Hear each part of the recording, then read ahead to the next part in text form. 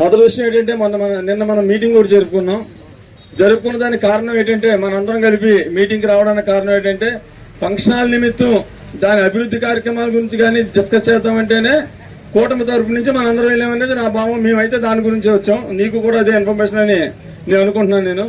అయితే మీటింగ్ అంతా కూడా సక్రమంగా బాగానే జరిగింది. కొన్ని సందర్భాల్లో మంత్రి గారు అన్న వాటి విషయం కానీ మన అందరం కూడా ఖండించడం కానీ అవన్నీ కూడా బాగా జరిగిపోయినాయి. ఒకవేళ నిజంగా ప్రెస్ మీట్ అనేది పెడితే ప్రెస్ మీట్ వాళ్ళని మీటింగ్లోకి అలౌ చేయాలి. మీటింగ్లోకి అలౌ చేయలేదు కాబట్టి ప్రెస్ మీట్తో సంబంధం లేదు.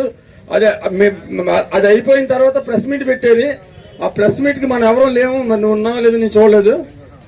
ప్రెస్ మీట్లో లేని దానికి నా పిలుపు మేరకు వీళ్ళందరూ వచ్చారనేది పబ్లిక్లోకి రాంగ్ ఇన్ఫర్మేషన్ వెళ్తుంది. కాబట్టి మేము వచ్చింది ఓన్లీ కళ్యాణ మండపం నిమిత్తమే తప్ప తిరుమూర్తి గారి రాజకీయ దాని గురించి మేము ఎవరు వెళ్ళలేదనే విషయాన్ని తెలియజేయడం కోసం ఒకటి. నెక్స్ట్ ఇంకోటి అదే దీంట్లో మన మీటింగ్లో సుభాష్ గారిని అక్కడ ఆ ప్రెస్ మీట్లో తిట్టడం అనేది కూడా కరెక్ట్ కాదు. ఇది పిలిచిన మీటింగు, దాంట్లో ఆయన నాయకత్వంలో వెళ్తున్న కొంతమంది ఉన్నారు కాబట్టి వాళ్ళందరూ ఇబ్బంది పడతారు. కాబట్టి అక్కడ అలాంటిది ఏమన్నా ఉంటే పర్సనల్గా ఆయన మాట్లాడుకోవాలి తప్ప ఆ మీటింగ్లో మాట్లాడటం కరెక్ట్ కదా అనే అభిప్రాయంతో ఈరోజు ఈ మీటింగ్ ఏర్పాటు చేయడం జరిగింది. నువ్వు మాట్లాడాను. జనసేన ఇన్ఛార్జ్ అయినటువంటి పోల్చెట్టి చంద్రశేఖర్ గారికి, ఈ వేదిక మీద అలంకరించినటువంటి మాజీ ఎంపీపీ వేళకృష్ణారావు గారికి, మాజీ వైస్ ప్రెసిడెంట్ పామర్తి ఆనందరాయుడు గారికి, అదేవిధంగా బొండ వెంకన్న గారికి, అదేవిధంగా ZP vice chairman Chintapalli Veerabhadrarao గారికి, ఇంకా వేదిక ఉన్నటువంటి పెద్దలందరికీ నా హృదయపూర్వక నమస్కారాలు. నిన్న మనం పెట్టుకున్న మీటింగ్ ఏంటంటే కాపులు పార్టీలకు అతీతంగా గత 20 సంవత్సరాల నుంచి రామచంద్రపురం నియోజకవర్గంలో కాపులు చిరకాల కోరిక నిన్న రథసప్తమి రోజునే నెరవేరుస్తుంది. అది పార్టీలకు అతీతంగా జరుపుకునే మీటింగ్ అని చెప్పేసి మా అందరికీ పిలుపు. ఇప్పుడు సోదరుడు చంద్రశేఖర్ గారు ఇదంతా తోట తిరుమూర్తులు గారు మా పార్టీ నిమిత్తం అనేటువంటిది పెట్టారని చెప్పేసి అంటున్నారు. అది నిన్న మీటింగ్లో అయితే మాత్రం ఎక్కడ అదేమీ లేదు. అది పార్టీలకు అతీతంగానే మేమందరం అటెండ్ అయ్యాం. కూటమి తరపున అటు జనసేన అవనండి, బీజేపీ అవనండి, తెలుగుదేశం అవనండి, వైసీపీ ఉన్నటువంటి కాపు నాయకులు ఏంటి అందరం కలిసికట్టుగా నిన్న మీటింగ్లో ఉండడం జరిగింది. మీటింగ్ ఫస్ట్ నుంచి లాస్ట్ దాకా ఉన్నాను నేను. కానీ తర్వాత జరిగినటువంటి ప్రెస్ మీట్లో మమ్మల్ని రామన్నప్పుడు ప్రెస్ మీట్ వరకు మనకేం సంబంధం లేదు, మేము కూటమి నాయకులం కాబట్టి కూటమికి సంబంధించినటువంటి మీటింగ్లో మేము కావాల్సిన దీని కార్యాచరణ ఏంటి, దీన్ని ఏ విధంగా తీసుకెళ్లాలి. రామచంద్రపురం టౌన్లో కాపు రాఘవ గారి పేరు మీద అరిగల నాగేశ్వరరావు గారు ఇచ్చినటువంటి సైట్లో ఇక్కడ ఒక ఏర్పాటు చేయడం జరిగింది. ఆ రోజునాడు 1994లో కాపులకు ఐక్యమత్యంతో ఆ రోజునాడు తోట తిరుమూర్తులు గారు ఇండిపెండెంట్గా విజయం చేయడం జరిగింది. ఆ విజయ నిమిత్తం ఈ కాపులకి ఆయన 95లో నేను ఆయనతో ఫస్ట్ నుంచి ఉన్నాను కాబట్టి నాకు తెలుసు, వీరభద్రరావు గారికి తెలుసు, నాకు తెలుసు. ఈ కాపులకి ఏ రుణం తీర్చుకున్నా నాకు చేసినటువంటి ఉపకారానికి నేను రుణం తీర్చుకోలేను. అది ఏ రకంగా రుణం తీర్చుకోవాలని చెప్పి అన్నప్పుడు 1995 మార్చి నెలలో కాపులకి రామచంద్రపురం నియోజకవర్గంలో ద్రాక్షారామలో ఒక మంచి కాపు కమ్యూనిటీ వాళ్ళు కడితే బాగుంటుంది.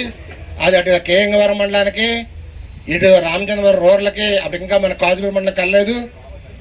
ఎన్నటికీ కూడా మనకు బాగుంటుందని చెప్పేసి అన్నప్పుడు సెంటర్ పాయింట్ బాగానే ఉంటుంది ద్రాక్షారానికి. ఆల్రెడీ రాఘవ గారి పేరు మీద ఇక్కడ రామచంద్రపురం టౌన్లో ఉంది కూడా రూరల్ ఏరియా వాళ్ళందరికీ కూడా బాగుంటుందని చెప్పేసి అనుకోవడం జరిగింది.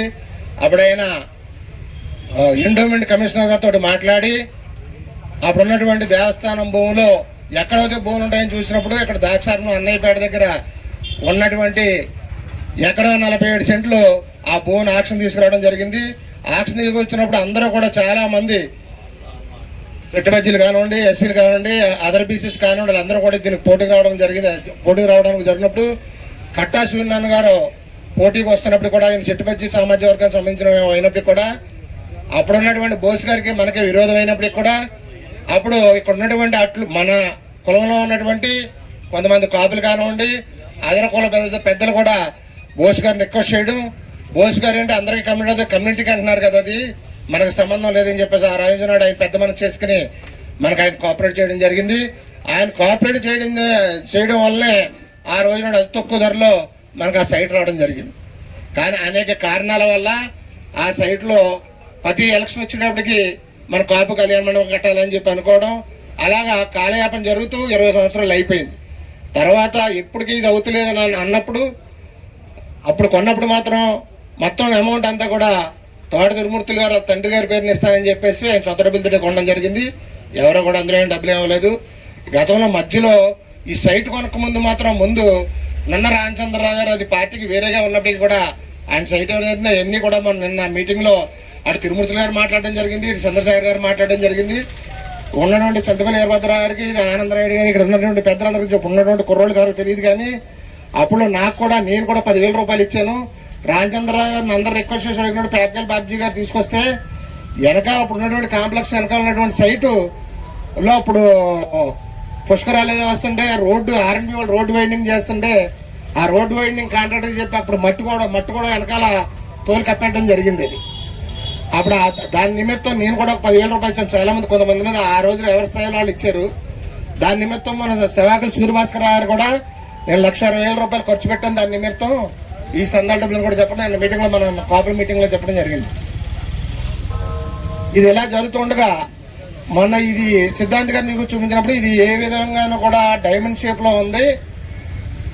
ఇక్కడ కళ్యాణ మండపానికి మనకు ఉపయోగపడుతుంది. ఇది ఎక్కడైనా మంచి ప్లేస్ తీసుకుని అక్కడ కళ్యాణ మండపం కడితే బాగుంటుందని చెప్పేసి స్వర్గీయ నున్న రామచంద్రరావు గారు బతుకుండగా రామచంద్రరావు గారిని మన కృష్ణదాస్ గారిని సవాకులు సూర్యభాస్కర్ గారిని ఇప్పుడు ఉన్నటువంటి ఇక్కడ మీటింగ్లో ఉన్నటువంటి ఆనందరాయుడు గారిని కూడా వీళ్ళందరినీ కలిసి జగన్నాయకులపల్లిని చూశారు. ముందు మీ సైటు జగన్నాయకులపల్లిని చూస్తే చాలా మంది రేట్ ఎక్కువ చెప్పడంలో ఆ రోజుల్లో ఇది రేట్ తక్కువలో ఉన్నప్పుడు డబ్బులు రావు, ఎవరు పెట్టుబడి పెడతారో దీనికి ఎవరు ఇస్తారని చెప్పేసి అన్నప్పుడు అది కూడా జరగలేదు.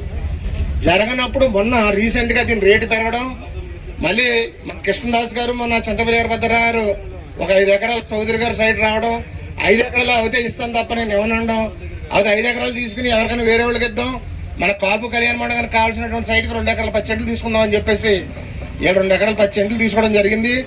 దానికి 10 కోట్ల రూపాయలు వస్తే 2 ఎకరాల 10 సెంట్లో 2 ఎకరాల 10 సెంట్లు రిజిస్ట్రేషన్ చేసుకుని ఉన్న బ్యాలెన్స్ అమౌంట్ కూడా ఎమ్మెల్యే దగ్గర ఉంది. దాని నిమిత్తం నిన్న పెట్టినటువంటి మీటింగ్ ఏంటంటే అందరూ ఈ నియోజకవర్గంలో ఉన్నటువంటి కాపులందరూ కూడా భాగస్వామ్యులు అయ్యి కాపు సోదరులందరూ కూడా ఎవరి స్థాయిలో వాళ్ళకి ఇప్పుడు ఇచ్చిన అమౌంటే నా దగ్గర ఉన్న అమౌంటే కాకుండా అందరూ భాగస్వామ్యంతో డబ్బులు వేస్తే కళ్యాణ మండపం ఇంకా బాగా చేద్దామని చెప్పేసి అన్నదాని గురించి మీటింగ్ అంటే మేమందరం నిన్న మీటింగ్ వచ్చాం. అంతేగాని ఒక పార్టీకి సంబంధించిన మీటింగ్ కానీ ఒక కార్యవర్గానికో లేకపోతే ఒక గ్రూప్కి సంబంధించిన మీటింగ్ మాత్రం అది కాదు. అది నిన్న జరిగినటువంటి మీటింగ్ కులాలకి పార్టీలకు అతీతంగా జరిగినటువంటి మీటింగ్ అది. నేను అదే మీటింగ్లో ఎవరో అమ్మరాజు గారు కూడా ఏదో మాట్లాడినప్పుడు కూడా మేము ఆయన కూడా అదే చెప్పడం జరిగింది. తర్వాత నిన్న మా మీటింగ్ అయి వెళ్ళిపోయిన తర్వాత జరిగినటువంటి ప్రెస్ మీట్లో ఏం జరిగింది అనేటువంటి నాకేం తెలియదు. అది తెలిసినటువంటి పెద్దలు ఎవరిని ఉంటే వాళ్ళు మాట్లాడాలి అని చేత సోదరులారా నేను ఒకటే చెప్తున్నాను, రామచంద్రపురం నియోజకవర్గంలో ఉన్నటువంటి కాపు సోదరులందరికీ కూడా పార్టీలకు అతీతంగా పేరుని చెప్తున్నాను. నిన్న మీటింగ్లో కూడా చెప్పాను, నేను పార్టీలకు అతీతంగానే రేపొద్దున ఇవ్వబోయే కమిటీలో కూడా అటు వైఎస్ఆర్సీపీ కానివ్వండి, తెలుగుదేశం కానివ్వండి, టీడీపీ కానివ్వండి, బీజేపీ కానివ్వండి, జనసేన కానివ్వండి, ఎవరైనప్పటికీ కూడా పార్టీలకు అతీతంగా కమిటీ చేసి మన కాపులో ఒక ఐకమత్యాన్ని చాటుకుంటూ ముందుకు తీసుకెళ్లాలని ఈ రామచంద్రపురం నియోజకవర్గంలో ఏ పార్టీ నుంచి ఎవరు పోటీ చేసినా సరే కాపులు ఒక సపోర్ట్ తోటి కాపులు ఒక ఐకమత్యంతో ఉంటేనే వాళ్ళ విజయం సాధించారని చెప్పేసి ఈ రోజు నేను గర్వంగా చెప్తున్నాను. దానికి ఉదాహరణ మన 94 ఎలక్షన్ తీసుకోవాలి. అదే రకంగా మొన్న జరిగినటువంటి 2024లో కూడా కాపులందరూ కూడా 99 ఓట్లు మన కూటమి ప్రభుత్వానికి ఓట్లు వేశారు. కాబట్టి ఇవాళ ఇంత మెజార్టీ తోటి మనకు స్వతంత్రం వచ్చిన తర్వాత ఎప్పుడు రానటువంటి మెజార్టీ రామచంద్రపురం నియోజకవర్గంలో వాసంజెట్టి సుభాష్ గారికి వచ్చిందని చెప్పేసి నేను గర్వంగా చెప్తున్నాను. దానికి కాపులు ఒక ఐకమత్యమే, చిన్న మనస్పర్ధలు ఉండొచ్చు, కానీ అందరూ ఐకమత్యంగా ఏదైనా విషయం వచ్చినా, ఏదైనా కార్యాచరణ వచ్చినా, ఏదైనా కార్యక్రమాలు వచ్చినా, చిన్న వ్యక్తిగత ఉన్నప్పటికీ కూడా మన పార్టీలకు అతీతంగా మనందరం కూడా ఐకమత్యంగా ఎవరికైనా కాపు సోదరులకి ఎవరికైనా చిన్న ఇబ్బంది జరిగిందంటే అందరం ఐకమత్యంగా పార్టీలకు అతీతంగా పనిచేయాలని చెప్పేసి నేను తెలియజేస్తున్నాను. నేను కూడా ఇప్పుడు ఎప్పుడైనా సరే నేను కూడా చెప్తున్నాను, ఎవరైనా కష్టంలో ఉంటే ఎలక్షన్ అప్పుడు ఎవడైనా నచ్చిన పార్టీకి వాడు చేసుకుంటాడు.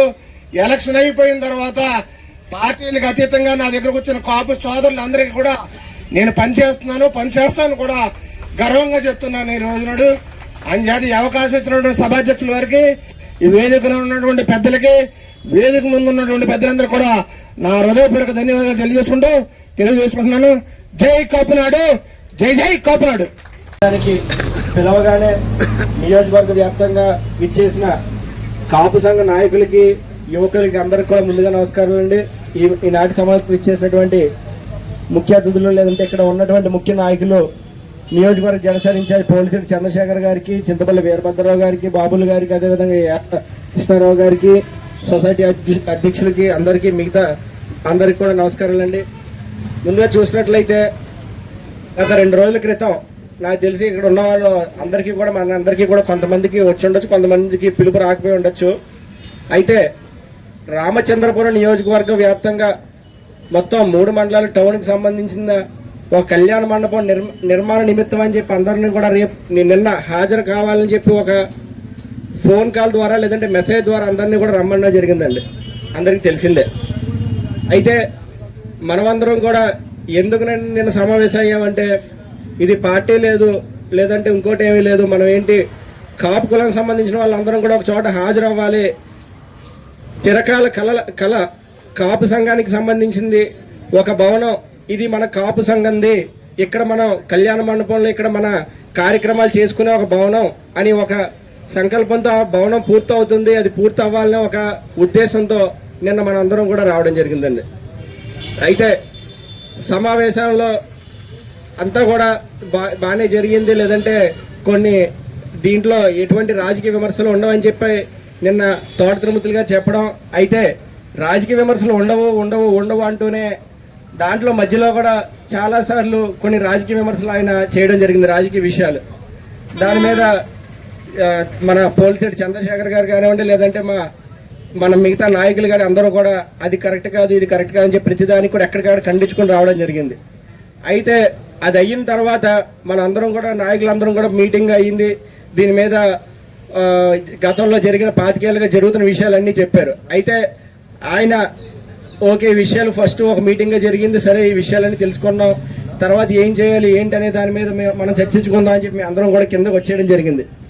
వచ్చేసిన తర్వాత ఏదైతే రాజకీయం కాదు అంటూ దీన్ని నియోజకవర్గ వ్యాప్తంగా ఉన్న కాపుల్ని నష్టపరిచేలాగా ఒక ప్రెస్ మీట్ని పెట్టడం జరిగిందండి. ఎందుకంటే కూటమిలో ముఖ్యంగా కూటమిలో ఉన్న కాపులు నిజంగా ఇప్పుడు రామచంద్రపురం నియోజకవర్గం చూసినట్లయితే ఎంతోమంది కాపులు చిన్న లేదు పెద్దలు అందరికీ కూడా నిరంతరం సహాయం చేస్తున్నాడు సుభాష్ గారు. రాజకీయంగా కానివ్వండి, లేదంటే ఆర్థికంగా కానివ్వండి, అన్ని విధాలుగా కూడా వాళ్ళని ముందుకు వెళ్ళేలాగా వాళ్ళకి అన్ని విషయాల్లో కూడా సహకరిస్తున్నాడు ఆయన మీద నిన్న చాలా ఘాటైన వ్యాఖ్యలు చేశాడు తోట తిరుమతులు గారు. అది ఏంటంటే, గతంలో అక్కడ ద్రాక్షారావం సంబంధించిన ఒక మీటింగ్లో స్టేజ్ మీద ఆయన ఏదో సన్నాసి అని సంబోధించినట్టు ఆయన చెప్పారు.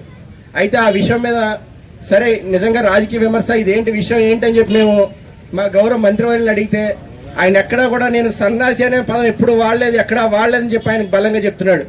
అయితే ఆయన వాడని విషయాన్ని లేదంటే ఆయన అనని విషయాన్ని తోట తిరుమతులు గారు దీన్ని ఒక రాజకీయానికి వాడుకోవడం, లేదంటే రాజకీయంగా దీన్ని ఏదో కాపుల మధ్య కులాల మధ్య చిచ్చు పెట్టే విధంగా చేయడం అనేది నిజంగా దౌర్భాగ్యం. ఖచ్చితంగా ఈరోజు మనం అందరం కూడా నేనైతే గట్టిగా చెప్పగలను, మన మంత్రివర్యులు వాసిరెడ్డి సుభాష్ గారు అయితే ఎక్కడా కూడా సన్నాసి అనే మాట పదం కానీ అనలేదు. ఒకవేళ అన్నట్టు ఏదన్నా నిరూపించగలిగితే ఆ వీడియో కానీ లేదంటే ఆ ప్రూఫ్ కానీ ఇస్తే మనం ఖచ్చితంగా దాని మీద దేనికైనా సరే సిద్ధం. కాబట్టి ఖచ్చితంగా అటువంటి విమర్శలు ప్రతి విమర్శలు రాజకీయంగా చేసుకున్నట్లయితే మీరు బయటకు వచ్చి చేసుకోవచ్చు. ఒక కాపు సంఘ భవనంలో మనం ఏమనుకున్నాం నిన్న, ఇక్కడ సంఘం తాలూకా విషయాలు లేదంటే సంఘం తాలూకా తప్ప ఇంకా విషయం కానీ ఇంకోటి కానీ ఏమీ మాట్లాడమన్నారు. అయితే అందరూ వచ్చేసిన తర్వాత ఒక సంఘం అని చెప్పి ఈరోజు రాజకీయ విమర్శలు చేయడం నిజంగా చాలా దారుణం. ఎందుకంటే కాపులందరం కూడా బాధపడాల్సిన పరిస్థితి. కాబట్టి మనందరం కూడా కాపులందరూ కూడా దీని మీద గమనిస్తున్నారు కాబట్టి దీని మీద మనందరం కూడా ముందుకు వెళ్తున్నాం. ఖచ్చితంగా రాను రోజుల్లో ఒకవేళ ద్రాక్షారామం సంబంధించిన ఒక కళ్యాణ మండపం నిర్మాణ నిమిత్తం ఏ విషయంగా అయినా సరే ఖచ్చితంగా వస్తాం. కానీ దాంట్లో రాజకీయాలు తీసుకుని వస్తే మాత్రం ఖచ్చితంగా రామచంద్రపురం నియోజకవర్గంలో ఉన్న కూటమే కాదు, న్యూట్రల్గా ఉన్న కాపులు ఎవరు కూడా దీని మీద ఖచ్చితంగా ఖండిస్తా అని చెప్పి సభాముఖంగా తెలియజేస్తున్నానండి. పిలిచిన వెంటనే వచ్చిన మా అన్నలకు తమ్ముళ్ళందరికీ నా హృదయపూర్వక శుభాకాంక్షలు తెలియజేస్తున్నామండి. మనం ఎక్కడ కూర్చున్నాం అనేది కాదు, ఏం చేసామనేది ముఖ్యం. కానీ ఈరోజు నిన్న జరిగిన పరిణామాలను బట్టి మనకి ఎవరైతే కూటమి నాయకత్వం వచ్చిన తర్వాత గౌరవ కార్మిక శాఖ మంత్రి గారు శ్రీ వాసంశెట్టి సుభాష్ గారు కాపు కులానికి అతను చేస్తున్న సేవని గౌరవ ఎమ్మెల్సీ గారు తోట తిరుమతులు గారు నిన్న చెప్పారు. ఏమని, ఇలాగా సుభాష్ గారి వల్ల 10 కోట్ల అమ్మాం, దానివల్ల 4 కోట్లు నష్టపోయామని. ఎందుకంటే అది నిజంగా మాకు తెలీదు, దాని మీద అవగాహన లేదు మా పట్టణం వాళ్ళు ఎవరికి. అది లోకల్ వాళ్ళకి తెలుస్తుంది. అది నిజమే అయి ఉంటే అవసరమైతే ఈ సభాముఖంగా ఈ వేదిక మీద ఉన్న నాయకులందరినీ కూడా నేను విజ్ఞప్తి చేసేది ఏదైతే నిజంగా మనం 4 కోట్లు కనుక సుభాష్ గారి వల్ల కనుక నష్టపోతే మనం అందరం అడిగి మన కాపు సమాజానికి తెచ్చుకుందాం. ఎందుకంటే సుభాష్ గారు మేము అడగకుండానే గంధం, ఆ రోజు మేమందరం ఉన్నాం, సోదరుడు గణేష్ గారు ఉన్నారు, మేమందరం ఉన్నాం. కాపు నియోజకవర్గంలో మీరు కళ్యాణ మండపం కట్టుకుంటున్నారు కదా, గంధం పల్లంరాజు గారి ద్వారా, ఎన్ఎస్ రావు గారి ద్వారా 2 నుంచి 4 కోట్లు పల్లంరాజు గారు తెస్తారు. అవసరమైతే నేను కూడా నాకున్నంతలో వ్యక్తిగతంగా సహాయం చేస్తానని చెప్పారు. మరి అటువంటి వ్యక్తి మన సమాజానికి, ఎందుకంటే 2 లక్షల మంది చెట్టిబల్జీ కాపు సంఘం చెట్టిబల్జీ మీటింగ్ లో 95% కాపుల వల్ల నెగ్గానని చెప్పుకున్నాడు ఆయన. అందుకు మనం మరి ఆనందపడాలా నిన్న జరిగిన విషయాలకి. మరి ఎందుకంటే మనందరం సుభాష్ గారి దగ్గర ఉన్నాం, ఒకలే కాదు.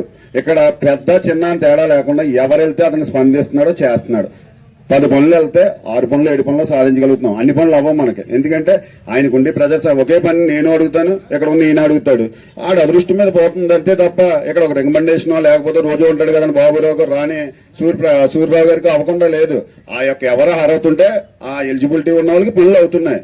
అదే జరుగుతుంది. మరి ముఖ్యంగా కాపు కులానికి వస్తే మనం పార్టీ నేను వ్యక్తిగతంగా నా వ్యక్తిగత కారణాల వల్ల నేను తోట తిరుమతులు గారిని వదిలేశానండి. తోట తిరుమతులు గారికి నాకు కారణమైనంత పెద్ద నాయకుడిని కాదు, నేను ఒక సామాన్య కార్యకర్తనే. తిరుమతులు గారి దగ్గర ఇక్కడలాగే సుభాష్ గారికి ఎలా చేసాను, దీనికి మించి 10 రెట్లు చేసి ఇవ్వండి నేను. ఎందుకంటే కులం, కాపు నాయకుడు, నాకు అభిమానం, నచ్చిన నాయకుడు. చిన్నప్పటి నుంచి 10th క్లాస్ నుంచి ఆయన తప్ప ఇంకెవడో తెలదు మనకి. ఆయన ఎందులో దూకమంటే అందులోకే దూకం, ఏం చేయమంటే అదే చేసాం. ఒక కార్యకర్త అండి, నాకు పదవులలో ఏమో ఏవో మామూలు పదవులు వచ్చినా కూడా ఆయన అంటే ఇష్టం, అంటే కులం అంటే ఇష్టం. కులానికి ప్రతినిధి ఐకాన్ అని ఆయన కూడా తిరిగాం. నన్ను ఎవడైతే మోసం చేసి ఎవరి వల్ల అయితే నాకున్న భూమిని ఇల్లుని అమ్ముకుని నేను రోడ్డు మీద పడ్డానో ఆడి వల్ల కూడా నేను నష్టపోతాడు. ఆ పార్టీలో ఉన్నాడు, ఆ పార్టీలో ఉంటే బోసు పక్కన ఉంటాడు. మరి నేను నా ఆత్మాభిమానం చెప్పుకుని నేను అక్కడ నుంచోలేను కాబట్టి, అంటే ఇది నా వ్యక్తిగతంగా చెప్తున్నాను. అందుకు నేను త్రిమూర్తులు గారిని వదిలేసి ఈ లోకల్ లక్కి సుభాష్ గారు వస్తున్నారంటే పల్లంరాజు గారు అదే విధంగా మనకి చెప్పాడు, సోదరుడు నేను ఉంటాను మీరు అందరూ రండి అంటే. నా చాయిస్ ఏంటంటే సుభాష్ గారు మన వయసే, పల్లవరాజు గారు వయసులో మన కన్నా 2 సంవత్సరాలు పెద్ద, మంచి నాయకుడు, భవిష్యత్తు నాయకుడు, పైగా కులానికి బ్లడ్ పెట్టే నాయకుడు పల్లంరాజు గారు. కోనసీమ జిల్లాలోనే, నాట్ ఓన్లీ రామచంద్రపురం అమలాపురం కాదు, హైదరాబాద్ చిరంజీవి గారి మీద చేసుకుంటే ఆ గొడవల నుంచి కూడా పల్లంరాజు గారు తెలుసు మాకు. కానీ ఎప్పుడు మనకు రిలేషన్స్ ఉండవు, ఎందుకంటే మనం ఎప్పుడు ఇక్కడ దాటి వెళ్ళలేదు. కానీ వాళ్ళు వచ్చి అడిగినప్పుడు కులం అంతా, పైగా పవన్ కళ్యాణ్ గారు స్లోగన్ ఇచ్చారు. ఇప్పుడు గనక మనం గనక రాజకీయంగా విప్లవం చెందలేకపోతే భవిష్యత్తులో జాతికి ఏముండదని కూడా డైరెక్ట్ చెప్పాడు. మరి కులం కోసం పోరాడే దాంట్లో నా వ్యక్తిగతంగా ఉన్నా, అదే విధంగా నాకున్న బాధ్యత కూడా కులంగా కాపుడి కింద పుట్టిన గట్టి ఇంత మంచి అవకాశం మళ్ళీ నాకు రాదు. ఎందుకంటే త్రిమూర్తులు గారి దగ్గర నుంచి మానేవాళ్ళంటే 100 కారణాలు కావాలి, అది ఎవరికైనా సహజమే. ఎందుకంటే ఆయనతో అంత బాండింగ్స్ ఉన్నాయి కాబట్టి. నా అదృష్టం కొద్దీ నాకు ఒక కారణం దొరికింది, నేను బయటకు వచ్చాను. వాసంశెట్టి సుభాష్ గారి దగ్గర మాకున్న పరిధిలో మాకున్న కొంతమంది వ్యక్తులతో తీసుకుని చంద్రబాబు నాయుడు సమక్షంలో జాయిన్ అయ్యి సుభాష్ గారి దగ్గరే ఉంటున్నాం, చేస్తున్నాం, చేయిస్తున్నాం. ఎవరికి చేయిస్తున్నాం? 100 పనులు వస్తే అందులో మన వాళ్ళు ఉంటే 1 గంట ముందు చేస్తున్నాం. అలాగే నన్ను మద్దతు ఇచ్చిన ఎస్సీ బీసీ వాళ్ళకి కూడా నేను చేయించగలుగుతున్నాను. దానికి కారణం ఎవరండి? మన కూటమి నాయకత్వం వల్ల ఆయన నెగ్గారు కాబట్టి ఎవరు వచ్చినా చేస్తున్నారు. అంతకు మించి ఇక్కడ ఎవడో ఆ పైన కూర్చుని నాయకుల దగ్గర నుంచి ఎవరు కూర్చొని తమ్ముల వరకుని అందరూ నాయకులే మనం. ఎందుకంటే ఎవరి కాళ్ళకి ఒక ఇగో ఏంటి అందరూ నాయకులు కాబట్టి అందరూ పౌరుషంగా ఉండాలనుకునే వాళ్ళు అందరూ జేబులో డబ్బులు ఖర్చు పెట్టి సుభాష్ గారిని ఎక్కించారు. ఇది వాస్తవం, ఇందులో ఎటువంటి సందేహం లేదు. ఆ విషయం ఆయనకి తెలుసు కాబట్టి కాపులకి నేను చెయ్యాలని అనుకున్నాడు. ప్రతి కుటుంబానికి వ్యక్తిగతంగా కూడా చేయాలని ఆయన డిసైడ్ అయ్యాడు. 1 గంట 2 గంటల్లో నేను ఎక్కువ ఉండడానికి కారణం ఏంటంటే నేను ఈ పార్టీలోకి వచ్చిన దగ్గర నుంచి ముందు తోట తిరుమతులు గారు కోవర్ట్ అని పరిచయం చేశారు నన్ను ఒక వర్గం. నేను తోట తిరుమతులు గారు పంపితే కోవర్ట్ కింద వచ్చాను. ఎలక్షన్ అయిపోయింది, అయినా కోవర్టే. డైరెక్ట్ సుభాష్ గారు చెప్పారు, చెప్పిన పేర్లు చెప్పారు. అయినా ఓకే అన్న, నేను నా తండ్రికే పుట్టాను, నాకు తప్పు ఇప్పటి వరకు చేయలేదు, భవిష్యత్తులో చేయను, నీ ఇష్టం, నువ్వు ఆదరించినా పర్వాలేదు ఆదరించినా పర్లేదు, నేను ఎక్కడున్నా నా విలువ నేను కాపాడుకుంటాను.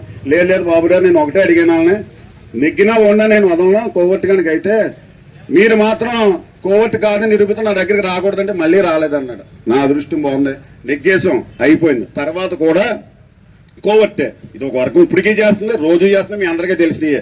అయినా నేను బాధపడినా, ఎందుకంటే నేను తప్పు చేస్తే నేనే పోతాను, ఇవాళకైతే దొంగడు ఎప్పటికైనా దొరకమండో. అలాగా మేము సొంతంగా ఒక వర్గం అంటే ఏర్పరచుకోలేదండి. సొంతంగా కులానికి చేయించడానికి ఇంతకు మించి అవకాశం రాదు. ఏ నాయకుడితోనో మనం ఇంత స్వేచ్ఛగా మాట్లాడే నాయకుడు అయితే భవిష్యత్తులో ఉంటాడో ఉందో తెల్లగానే ఒక మంత్రి స్థానంలో ఉండి ఒక సామాన్య కార్యకర్త ఒక బెంజుకారులో వచ్చిన ఇద్దరిని సమానంగా చేసిన నాయకుడే వాసంశెట్టి సుభాష్. ఇందులో ఎటువంటి సందేహం లేదు. ఆ స్వేచ్ఛతోనే మేము ఏదడిగినా గ్యాదర్ చేసుకుంటున్నాం, పని చేసుకుంటున్నాం. నిన్న ఇలాగా బాబురావు తిరుమూర్తి గారు ఫోన్ చేశారు, శేఖర్ గారు చేశారు. నేను ఏదో పని మీద చేద్దాంలో మీకే చేద్దాం అనుకుంటుంటే అన్నయ్య గారు మనం వెళ్ళాలా అవసరమా అని అడిగాను. నో డౌట్, కాదు పొద్దున్న 10 గంటలకు రండి మనం మాట్లాడుకుందాం అనుకున్నారు. అలాగే 10 గంటలకి జనసేన ఆఫీస్కి వెళ్ళాం. ఎందుకంటే రాజకీయం చేయడంలో మన తోట తిరుమూర్తి గారు 40 సంవత్సరాల నుంచి ప్రజలు చూస్తున్నారు. నాకు తెలుసుంటే 20-30 సంవత్సరాల నుంచి మేము చూస్తున్నాం. ఎందుకంటే ఇక్కడికి వస్తే ఏదో అంటారు గ్యారంటీగా. మన నాయకుడు మనం ఎవరి దగ్గర ఉంటున్నాం, తోట తిరుమూర్తిని వదిలేసి వాసంశెట్టి సుభాష్ గారి దగ్గర ఉంటున్నాం. మరి ఆయన నిజంగా తప్పు చేస్తే మన సుభాష్ గారి దగ్గర ఎవరైనా ఉంటారండి? మనం ఇక్కడ మన కులాన్ని కించబడితే మనం సుభాష్ గారి దగ్గర ఉండాల్సిన అవసరం ఉందా? మనస్ఫూర్తిగా చెప్పండి. ఇక్కడ ఎవరు ఉండరు. అటువంటిప్పుడు ఆయన చేస్తలేదు కదా పనులు. మరి ఆయన అన్నారు. ఆయన అన్నప్పుడు ఆయన వ్యక్తిగతం, ఎందుకంటే ఆయన మనసుకు బాధ కలిగించింది అది తిరుమూర్తి గారి వ్యక్తిగతం. సుభాష్ గారు నిజంగా బాధ కలిగితే అడిగే హక్కు ఆయన చెప్పక్కర్లేదు. ఇక్కడ అందరూ సంస్కారం ఉన్న వాళ్ళే, అందరికీ నాయకత్వ లక్షణాలు ఉన్న వాళ్ళే, అందరూ నాయకులే. ఎందుకంటే ఆయన మేము ఇంకా తిరుమూర్తి గారితో ఉండి 24 వరకు ఉండి 24లోనే వచ్చాం. కానీ ఇక్కడ చాలా మంది జనసేన పార్టీలో ఉండే వ్యక్తిగతంగా ఆయన ఎదిరించి ఎప్పుడూ వచ్చేసారు. ఇంకా మేమే లేటుగా వచ్చాం ఈ పార్టీలోకి. అంటే ఆయన ముందే ఎదిరించారు అందరూనే. అంటే ఒక సమాజంలో కాపుల్లో ఒక వర్గం ఎప్పుడూ ఉందా ఆయనకి వ్యతిరేకంగా. అంటే వ్యతిరేకం అంటే వ్యక్తిగతం కావచ్చు పార్టీలకి. అటువంటిది మా బతుకేదో మేము బతుకుతున్నాం ఇక్కడికి వచ్చి. ఎక్కడ సుభాష్ గారి దగ్గర ఏ బతుకు పోనీ ఏమో సుభాష్ గారి దగ్గర వచ్చి కోట్లు సంపాదించుకున్నావా, లేదా పెద్ద పెద్ద పదవులు ఆశిస్తున్నావా? అడగకుండానే 31 నీటి సంఘం ఉంటే 19 నీటి సంఘం చైర్మన్ కాపులు చేశారు. 3 మెన్ కమిటీలో కాపులు వేశారు. ఎప్పుడు ఏమైనా మార్కెట్ కమిటీ చైర్మన్ కాపులకి ఇచ్చారు. ఇంతకు మించి కులానికి ఏం చేయాలి? ఆయన పదవి ₹1 కోటి ఇచ్చిన పదవి రాదు కదా, కాపులకి ఇచ్చారు కదా. పోనీ కళ్యాణ మండపం ఉంది, అది మాకు ఎవరికీ అవగాహన లేదు. ఆ ఉన్న టీం అంతా సోదరులందరూ మాట్లాడారు. అది కూడా మన వాళ్ళు ఎవరో వెళ్ళి సుభాష్ గారికి చెప్తేనే కదా ఫలానా తోట తిరుమూర్తి గారు యాన్వర్లో తెలుస్తుంది. లేదా సుభాష్ గారు ఏం మంత్రం వేయడు కదా. అది చెప్పిన వాళ్ళు ఎవరైనా కూడా నిన్న రాత్రి కూడా శేఖర్ గారి సమక్షంలో, రిషి గారి సమక్షంలో అడిగాను, ఏంటి ఈ సమస్యలకు కారణం ఎవరో? తోట తిరుమూర్తి గారికి మీకు లేదు, ఎందుకంటే ఆయన అక్కడ ఎలక్షన్ చేశాడు, మీరు ఎక్కడ ఎలక్షన్ చేశారు, మీరు ఇద్దరు ఎప్పుడు అనుకోలేదు. కానీ ఈ సమస్య వచ్చిన దగ్గర నుంచి మీరు ఇద్దరికే డిస్కషన్లు అవుతున్నాయి. దీన్ని కొంతమంది క్యాచ్ చేసి బతుకుతున్నారు. దీనివల్ల మా సోదరులు మేము తిట్టుకున్నాం, కొట్టుకున్నాం, దూరాలు పోతున్నాయి. ఆ పేర్లు అయ్యో చెప్పండి. అది చెప్తే వాళ్ళు ఎవరో చూసి కులద్రోహులు ఎవరో మేము పట్టుకుంటామని అడిగితే ఇంకా ఆయన అలా కాదని ఇంకా అవన్నీ ఎందుకు మీకు? నన్ను మీరు గౌరవించామో లేదా? నేను మీకు న్యాయం చేస్తే న్యాయం చేశానని చెప్పండి, లేకపోతే వదిలేండి తప్ప. అంతే దాన్ని అవమానించొద్దన్నట్టుగా ఆయన రీతిలో ఆయన మాట్లాడారు. అప్పుడు వెంటనే శేఖర్ గారు ఒక నిర్ణయం తీసుకున్నారు. అసలు ఏం జరిగింది, ఎలా జరిగింది? ఈ కాపు సంఘం లేదా కాపు నియోజకవర్గంలో కాపులందరూ కూర్చుని ఎవరైతే మన కూటమి నాయకులు ఉన్నారో వాళ్ళందరూ కలిపి ఈ రోజు మాట్లాడుకుందాం. నేను జరిగిన పరిణామం కదండి. ప్రెస్ మీట్ మేము ఎక్కడున్నా కూడా నిజంగా మాకు ఎవరికి కూడా తెలియదు. ఎందుకంటే మేమందరం మీటింగ్ అయిపోయింది, వచ్చేసి 9:30-10 గంటల వరకు కూడా మాకెవరికి సుభాష్ గారిని ఈ వచ్చారు ఏదో సోదరు చెప్పినట్టు ఇలా అన్నట్టు కూడా మాకు తెలియదు. నిజంగా మనం అందరూ ఎక్కడ బతుకుతున్నామండి? సుభాష్ గారి దగ్గర రాజకీయం చేసుకుంటున్నాం. మరి ఎవరన్నా ఏం కోరుకుంటారో నీ దగ్గర నుంచి వెళ్ళిపోయి ఎదుటోడు బాగుండాలని కోరుకోవాలి. మరి బాగుండాలని కోరుకోవాలంటే మన విలువ, ఎందుకంటే ఆయన దగ్గర నుంచి వచ్చినామే కదా, మన విలువ పెంచవలసిన బాధ్యత కూడా ఒక కాపు పెద్ద కింద ఆయనకు ఉందండి లేదా? మనస్ఫూర్తిగా చెప్పండి, ఉందండి లేదా? మనం ఎక్కడున్నా ఆయన మనసులో ఉన్నారు కదా, మరి అటువంటి మనం ఎక్కడున్నా బాగుండాలా బాగోకూడదా? ఇంక లాగేదా వద్దు. ఎందుకు అడుగుతున్నానంటే నిజంగా మనం తప్పు చేస్తే అలాగే ఎంటేస్తారు కదా, ఈయన వరకు ఎందుకు? ఇప్పుడు ఈయన దగ్గర ఏ రాజకీయం చేసామో అన్నాలో ఇప్పుడు అదే చేస్తున్నాం. ఏంటంటే ఇక్కడ స్వేచ్ఛ ఎక్కువ ఉంది కాబట్టి మనం ఎదరికి రాగలిగాం. పూర్వం స్వేచ్ఛ లేదు కాబట్టి వెనకాల ఉండేవాళ్ళు, అంతేనండి. అంతమించి ఏమైనా ఉందా? అంటే సుభాష్ గారు కాపులకు స్వేచ్ఛ ఇవ్వడం తప్ప రైటా? చెప్పండి. సుభాష్ గారు కాపులకు స్వేచ్ఛ ఇవ్వడం తప్ప రైటా? మనస్ఫూర్తిగా చెప్పాలి అందరూ. అది సుభాష్ గారు అలా చేయడం ఎవరికైతే నచ్చుతో లేదో, ఎందుకంటే నాకు ఆ పేరెత్తే అంత అర్హత లేదు, వయసు లేదు, అంత రాజకీయ మైండ్ లేదు. కానీ ఒక కాపు ఎవరికొంత ప్రశ్నించే తత్వం జనసేన పార్టీ నుంచి నేర్చుకున్నాం. వాళ్ళతో తిరుగుతున్నాం కాబట్టి ఇది వచ్చిందని నేను అనుకుంటూ, దయచేసి నేను ఒకటే చెప్తున్నానండి, ఇక్కడ ఉన్న పెద్దలందరికీ నా విన్నపం ఏంటంటే, మనకి ఎవరో శత్రువులు కాదు, అందరూ మనకు మిత్రులని తిరుగుతాం. ఎందుకంటే బయట క్యాస్ట్రంలో కలుపుకొని తిరుగుతున్నాం మనం. కానీ ఈ రాజకీయ ఉచ్చుని మన మెడకి తగిలించే ఎవరైతే నాయకులు ఉన్నారో అటువంటి నాయకులందరికీ నా విన్నపం ఏంటంటే, మేమందరం మీ బిడ్డలు లాంటి వాళ్ళం సార్. దయచేసి మేము ఎక్కడున్నా బాగుండాలని కోరుకోండి. ఎందుకంటే మాకు కూడా చిన్న చిన్న కోరికలు ఉంటాయి, చిన్న చిన్న ఆశలు ఉంటాయి, చిన్న చిన్న బాధ్యతలు కూడా ఉన్నాయండి. మాకు ఇచ్చిన సుభాష్ గారు ఇచ్చిన బాధ్యతనే మేము ఎప్పుడు విస్మరించాం. ఎందుకంటే మీరు ఎంత నిబద్ధతతో రాజకీయం చేశారో మేము అదే నిబద్ధత ఇక్కడ రాజకీయం చేయాలనే కోరుకుంటున్నాం తప్పండి. ఎప్పుడు ఉపయోగాలు ఉండండి. మేము ఇక్కడికి వచ్చాం, ఏమీ లేదు, తాళాలు వేసారు, అయినా మేము ఏం చేయలేదు. శేఖర్ గారు ఒకటే చెప్పారు, కుర్చీలు తెప్పించన్నారు, టెంట్ వేయించమన్నారు, వేసాం, అంతే. మాకు తెలిసింది ఒకటే, మనం కలిసి ఉండాలంటే సమస్యను పెంచకూడదు అనుకున్నాం. ప్రాణం పోయినా సమస్యను పెంచాం. కాపులంతా ఒకటే, కాపుల ఐక్యత, కాపుల ఐక్యత. నేను చివరిగా అడిగేది ఒకటే, నాకు తెలుసుంటే సుభాష్ గారు చాలా మంచోడండి. ఎందుకంటే అందుకంటే మంచోడు అన్నప్పుడు నిన్న నేను అది చెప్తామనే మైక్ అడిగాను, అంతే తప్ప ఇంకోటి దేనికోసం కాదు. ఆయన ఇచ్చుంటే నేను ఏమన్నా తప్పు మాట్లాడేనేమో, ఇవ్వకుండా నాకు మంచి చేయడు నా భగవంతుని. రాత్రి అదే అనుకున్నాను, దేవుడా నేను ఇచ్చుంటే మళ్ళీ నేను ఎవరన్నా పెద్దలు ఎదిరించి, ఎందుకంటే పెద్దలు ఎదిరించకూడదు అనుకుంటాను నేను ఎప్పుడు కాపుల్లో. ఎందుకంటే మనకు ఉన్న వాళ్ళు మనం గౌరవించుకుంటే నా నెక్స్ట్ జనరేషన్ నన్ను గౌరవించాలి అనుకుంటాను నేను. అదే జరిగింది, నా మంచిగా జరిగింది అనుకున్నాను. ఆయన మైక్ ఇచ్చినా ఇవ్వలేకపోయినా నేను ఎప్పుడు సుభాష్ గారితోనే జీవించాలని కోరుకున్నాను. ఎందుకంటే 47 సంవత్సరాలు వచ్చినాయి, ఇంకో రాజకీయం చేసేంత ఆర్థిక స్తోమత లేదు, అంత ఏంటంటారు అంత రాజకీయ పరిణితి లేదు నాకు. కానీ ఉన్నంతకాలం మాత్రం సుభాష్ గారితో, ఎందుకంటే సగం సంవత్సరాలు ఈయనతో చేసాం, ఇంకో 20 సంవత్సరాలు బతితే చాలా 67 వస్తాయి చాలా. అప్పటి వరకు బతికినా బతకలేకున్నా నా జీవితం ఉన్నంతకాలం, సుభాష్ ఉన్నంతకాలం, కాపులకు మద్దతు చేసే ఏ విషయంలోనైనా సరే నాకు ఉన్నంతలో 100 రూపాయలు అంటే 10 రూపాయలైనా ఖర్చు పెట్టి నేను ఈ జాతికి మాత్రం ఉపయోగపడతానని మనస్ఫూర్తిగా తెలియజేసుకుంటూ, నాకు ఈ అవకాశం ఇచ్చిన మీ అందరికీ మరొక్కసారి నమస్కారాలు తెలియజేస్తూ ముగిస్తున్నాను. జై హింద్. వేదిక మీద ఉన్నటువంటి పెద్దలు, గౌరవనీయులు, జనసేన పార్టీ ఇన్ఛార్జ్ శ్రీ పోలిశెట్టి చంద్రశేఖర్ గారికి, అలాగే వేదిక మీద ఉన్నటువంటి అతిరథ మహారాజులందరికీ కూడా నా నమస్సుమాంజలు. ముందుగా ఈ రోజున రామచంద్రపురం నియోజకవర్గ కూటమి కాపులు ఏర్పరచుకున్నటువంటి ఈ మీటింగ్ చేసినటువంటి సోదర సమానులైనటువంటి అందరికీ కూడా నమస్సుమాంజలు తెలియజేసుకుంటున్నాను. ముందుగా నా పేరు నారపిరెడ్డి బలరాం. నేను ఇదే కాపు సంఘం, ఈ కాపు కళ్యాణ మండపం నిర్మాణంలో 1994 నుంచి కష్టపడి ప్రతి ఒక్కరి దగ్గరికి తిరిగి ఆ నిర్మాణ కార్యక్రమంలో పాల్గొన్నటువంటి వ్యక్తిని నేను. సుమారు 8 సంవత్సరాలు రామచంద్రపురం పట్టణంలో కాపు సంఘం ప్రెసిడెంట్ గా కూడా చేశాను. మరి మీకు ఇవన్నీ కొంచెం ముందు కొంచెం ఇంట్రడక్షన్ ఇచ్చి తర్వాత సబ్జెక్ట్లోకి వెళ్తాం. ఎందుకంటే చేస్తూ 94 నుంచి కూడా తెలుగుదేశంలోనే ఉన్నాను.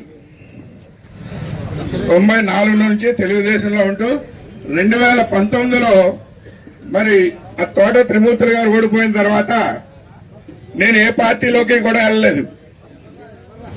2019లో ఆయన ఓడిపోయిన తర్వాత నేను ఏ పార్టీలోకి వెళ్ళలేదు. చెల్లిపోయిన వేణు గారు కౌరు పెట్టి మీరు రండి వైఎస్ఆర్సీపీలో జాయిన్ అవ్వండి అంటే నాకు ఇష్టం లేక 2019 నుంచి 24 వరకు కూడా ఇంట్లోనే ఉన్నాను. కానీ రాజకీయం అంటే ఇష్టం. నేను పక్కన మోడర్న్ కాలేజీ, డిగ్రీ కాలేజీ ఇన్ఛార్జిగా చేస్తూ రాజకీయాల్లో తిరుగుతూ ఇవన్నీ కూడా చేసేవాడిని. మరి అలాంటి టైంలో 5 సంవత్సరాలు ఇంట్లో కూర్చున్న తర్వాత ఒకరోజు నా సోదరులు కంచుమతి బాబురావు గారు, కవల్ నానాజీ గారు మా ఇంటికి వచ్చి, ఏమంటే మీరు మంచి వ్యక్తి, ఎందుకంటే నేను ఇంచుమించు ఒక 8 ఎలక్షన్లు చేసి ఉంటాను, అయినప్పటికీ కూడా మీరు ఇలా కూర్చోవడం బాగాలేదు, మీరు రండి మనం అందరం కలిపి సుభాష్ గారికి మనం తెలుగుదేశంలో జాయిన్ అయ్యి మీరు చేతురు కానీ అంటే, అప్పుడు నేను బయటకు వచ్చి సుభాష్ గారికి తెలుగుదేశంలో జాయిన్ అయ్యి సుభాష్ గారి విజయానికి కృషి చేసిన వాళ్ళలో వయసు పెద్ద అయినప్పటికీ 60 దాటి మండు టెండలో ఆయన కూడా తిరుగుతూ ప్రచార కార్యక్రమంలో పాల్గొని, ప్రచార కార్యక్రమంలో కూడా 28 వార్డులు ఎలాగెళ్లాలో, ఏ రూట్ వెళ్తే ఏ ఎండకు వస్తామో నాకు తెలుసు కాబట్టి నేను దగ్గరుండి ఆ ప్రచార రథంలో కూడా పాల్గొనడం జరిగింది. మరి అలాంటిది నన్ను ఆ యొక్క గుర్తింపు గుర్తించి 25 సంవత్సరాలు నేను తెలుగుదేశంలో ఉన్నా కూడా కనీసం ఒక నామినేటెడ్ పదవి కానీ ఏ పదవి పొందలేని వ్యక్తిని నన్ను గుర్తించి మన సుభాష్ గారు నాకు ఏఎంసీ డైరెక్టర్గా ఇచ్చారు. మరి అలాంటి నన్ను గుర్తించి ఏఎంసీ డైరెక్టర్గా ఇచ్చిన తర్వాత మరి నిన్న ఒక మీటింగ్ జరిగింది. ఆ మీటింగ్ ఏమని చెప్పారంటే, ద్రాక్షారామ కాపు కళ్యాణ మండపం గురించి మీటింగు అందరూ రావాలని చెప్పారు. మొత్తం అందరూ వెళ్ళాం. కూటమి నాయకులేటి, పెద్దలేటి, మొత్తం మీరు కూడా చాలా మంది అందరూ వచ్చారు. వెళ్ళాం. వెళ్ళిన తర్వాత ఆయన మాట్లాడారు. మాట్లాడిన తర్వాత బాబురావుకి మైక్ మంటే మైక్ ఇవ్వలేదు, అన్నీ అయినాయి. అందరం కలిపి మీటింగ్ అయిపోయిన తర్వాత కిందకు వచ్చేసాం. కిందకు వస్తే అప్పుడు ప్రెస్ వారు మీరు అందరూ ఉన్నారు కదండి, బలరాముని పైకి రమ్మనండి అంటే, నేను వచ్చిన తర్వాత ఎందుకు పిలుస్తున్నారో అని చెప్పేసి నేను పైకి వచ్చాను. త్రిమూర్తి గారు పిలుస్తున్నారంటే మీరు అందరూ కూడా ఉన్నారు. నేను వచ్చిన తర్వాతే ప్రెస్ మీట్ స్టార్ట్ చేశారు. మీరు ఆయన పిలుస్తున్నారన్న గౌరవంతో నేను పైకి వెళ్ళాను తప్పించి పైన ప్రెస్ మీట్ అవుతుందని మాత్రం నాకు సభాముఖంగా తెలియజేస్తాను. నాకు తెలియదు ఆ ప్రెస్ మీట్ లో నేను ఎందుకు పాల్గొంటాను, ఆయన పిలుస్తున్నారు. ఈ కాపు కళ్యాణ మండపానికి 15 లక్షలు ఇస్తా అన్నారు, అది మాట్లాడడానికి ఏమో అని చెప్పేసి వెళ్ళాను తప్పించి వేరే ఉద్దేశం కాదు. సభాముఖంగా అందరికీ నేను చెప్పాలి కాబట్టి చెప్తున్నాను.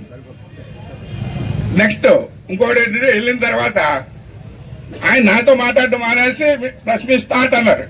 మీరు ప్రెస్ మీట్ స్టార్ట్ చేయాలని నేను నుంచున్నాను. అలాగా నుంచున్న తర్వాత మాట్లాడుతున్నారు, ఇవన్నీ చెప్తున్నారు కదా, నాకు ఏమైనా చెప్తారేమో అని చెప్పి అలా నుంచున్న తర్వాత మళ్ళీ సుభాష్ గారి గురించి ఎత్తుకుంటున్నారు. ఆయన ఎత్తుకుంటే ఇదేంటి నన్ను ఎందుకు కాకేసారు, నాకు సంబంధం లేనిది అని చెప్పి 5 నిమిషాల తర్వాత మీరు ఆ వీడియో క్లిప్పింగ్స్ లో చూస్తే నేను బయటికి వెళ్ళిపోయాను. ఆ ప్రెస్ మీట్ లో లేను.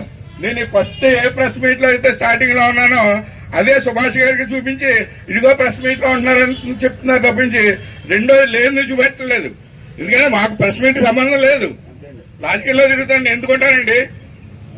2 సంవత్సరాలు ఆయన కూడా తిరిగి ఒక మంచి ఇల్లు కట్టుకొని నాకు కట్టుకున్న ఇల్లు నేను ఎందుకు కూర్చుకుంటాను. ఆయన ద్వారా 10 మందికి ఉపయోగపడ్డాను, నేను కాపులకు ఉపయోగపడ్డాను. అలాంటిది ఆయన వదిలి నేను బయటకు వస్తే నా పరిస్థితి ఎందుకు వస్తాను నేను, అది గ్రహిస్తానని చెప్పేసి సభాముఖంగా మీ అందరికీ తెలియజేస్తాను. నాకు అవసరం లేదు. నేను ఈయనతోనే 2 సంవత్సరాల నుంచి ప్రయాణం చేస్తున్నాను. ఇలాంటి మంచి వ్యక్తిని నేను ఎప్పుడూ చూడలేదు. అసలు జేబుల్లో డబ్బులు ఖర్చు పెట్టే మనిషిని నా జన్మలో చూడలేదు. మా జేబుల్లో డబ్బులు ఖర్చు పెట్టుకుని మేము తిరిగాను తప్పించి ఆయన జేబులో డబ్బులు ఖర్చు పెట్టుకునే మనిషిని నేను ఎప్పుడు చూడలేదు. మరి అలాంటి మంచి వ్యక్తిని వదులుకొని నా మీద ఎందుకు మరి ఎలాంటి నేలాపనిందలు వస్తున్నాయి, ఎందుకు వస్తున్నాయో తెలియదు. కానీ ఒక కుట్ర జరుగుతుంది. ఆ కుట్రలో భాగంగా మేము బలవుతున్నాం. ఎందుకంటే మేము ఎదురుకెళ్తున్నాం కాపుల్లో, ఎదురుకెళ్తున్నాం. కొంతమంది 4-5 అందులో నన్ను బలి కోసం చేయడానికి కొన్ని ప్రయత్నాలు జరుగుతున్నాయి. ఆ ప్రయత్నాల్లో భాగమే నిన్న నేను ఆ ఎండలకెళ్ళి ఆ క్లిప్పింగ్ లో కనపడ్డాం. దయచేసి ఇదే కాదు ఇంకా ఈయనతో పాటు 3 సంవత్సరాలు మళ్ళీ అవసరమైతే ఇంకో 5 సంవత్సరాలు కూడా ఆయనతో ప్రయాణం చేస్తానని చెప్పేసి మీకు సభాముఖంగా తెలియజేస్తున్నాను. ఎందుకంటే ఓ పార్టీలో ఉంటూ 2 సంవత్సరాల నుంచి ఆయనతో ప్రయాణం చేస్తూ నాకు మిగతా వాళ్ళతో ఏ పదవి లేని ఏ గవర్నమెంట్ లేని వాళ్ళతో నేను ఎందుకు వెళ్తాను రాజకీయంగా? ఆయనతో ఉంటేనే నేను మీకు ఏదైనా పని చేయించగలను. 3 మంది చేయించాం. ఒక హ్యాండిక్యాప్డ్ అమ్మాయికి తీసుకుని వెళ్ళి ఆయన దగ్గర తీసుకుని వెళ్తే, సార్ మా కాపు సంఘం తరపున ఈ అమ్మాయిని మేము చదివించాం,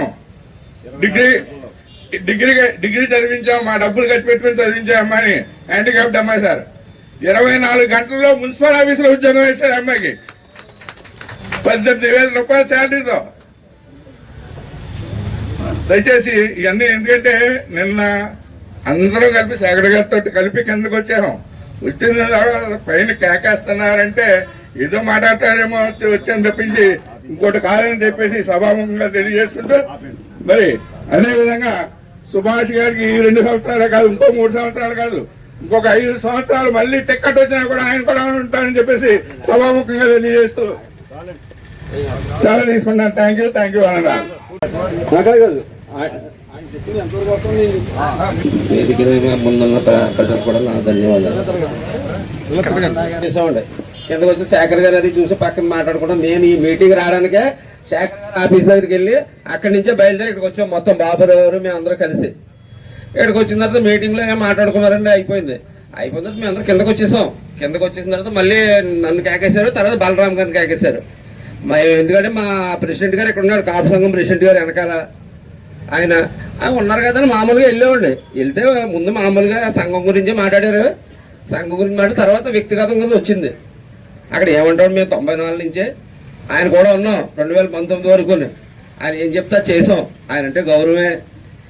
కానీ మరి ఇప్పుడు ఇలాంటి వేరే పార్టీలో ఉన్నప్పుడు మమ్మల్ని మరి ఇలా చేయకూడదు కదా, అదే మాకు బాధగా ఉంది. ఆ మాట అంటుందంటే మంత్రి గారిని మాకు బాధ కలిగింది కానీ మరి ఏం చేయగలం? అక్కడ పక్కన నుంచి ఉన్నాం. వచ్చి వెళ్ళిపోవాలన్నారు శేఖర్ గారు. ఇంకా అక్కడి నుంచి రాలేక ఆగాను అంతే. రూపాయలు దేవుడికి అడగడమే కాకుండా మీ ఫంక్షన్ హాల్కి సంబంధించి నేనేమన్నా ఫండింగ్ కానీ లేదా గవర్నమెంట్ నుంచి కానీ అలాట్మెంట్ చేయవలసి వస్తే చేస్తానని చెప్పి కూడా ఆయన హామీ ఇచ్చారని కూడా నాకు తెలుసు. కొంతమంది ద్వారా తెలిసింది. మీకన్నా తెలుసండి? అది ఒకసారి చెప్పండి. అది కూడా గారి దగ్గరికి అయితే మేము వెళ్ళడం జరిగిందండి. వెళ్ళి అన్న ఇలాగా మీరు ఆపుతున్నారని బయట టాక్ ఉంది, అదైతే ఏంటి వివరణ ఇవ్వండి. నేనేం ఆపట్లేదు, దాంట్లో ఏవో లొసుకులు జరుగుతున్నాయని మీ వాళ్ళు వచ్చి, మీ కమ్యూనిటీ వాళ్ళు వచ్చి నాకు కంప్లైంట్ చేశారు. దానికోసం తప్ప నాకు చేసిందే కాపులు జనసేన వాళ్ళు. దాని నిమిత్తం నేను దాంట్లో ఏం లొసుకులు జరుగుతున్నాయని దీంట్లో కమిటీలో ఎవరెవరు ఉంటే బాగుంటుంది అన్నాను తప్ప నాకు ఏ విధమైన ఇబ్బంది లేదు. పలవరాజు గారితో కూడా నేను మాట్లాడాను. నాకు చేయవలసిందల్లా మీరు ఏమైనా చేద్దాం అనుకుంటే నేను ఆపేది ఏమీ లేదు. దానికి సంబంధించి మీరు సైట్ అప్పుడు వచ్చింది కాబట్టి ఎవరు అడ్డు రాలేదు కాబట్టి ఇప్పుడు సైట్ వాల్యూ చాలా పెరిగింది కాబట్టి నేను ద్రాక్షారామ భీమేశ్వరం దేవస్థానంలో ప్రతి సంవత్సరం సోమవారం కళ్యాణం జరుగుతుంది. ఆ కళ్యాణం జరుగుతుంది కాబట్టి ఒక సంవత్సరం వర్షం వస్తుంది. అక్కడ నాకు షెడ్ వేయిందామని ఉంది కళ్యాణం భీమేశ్వరం దేవస్థానానికి.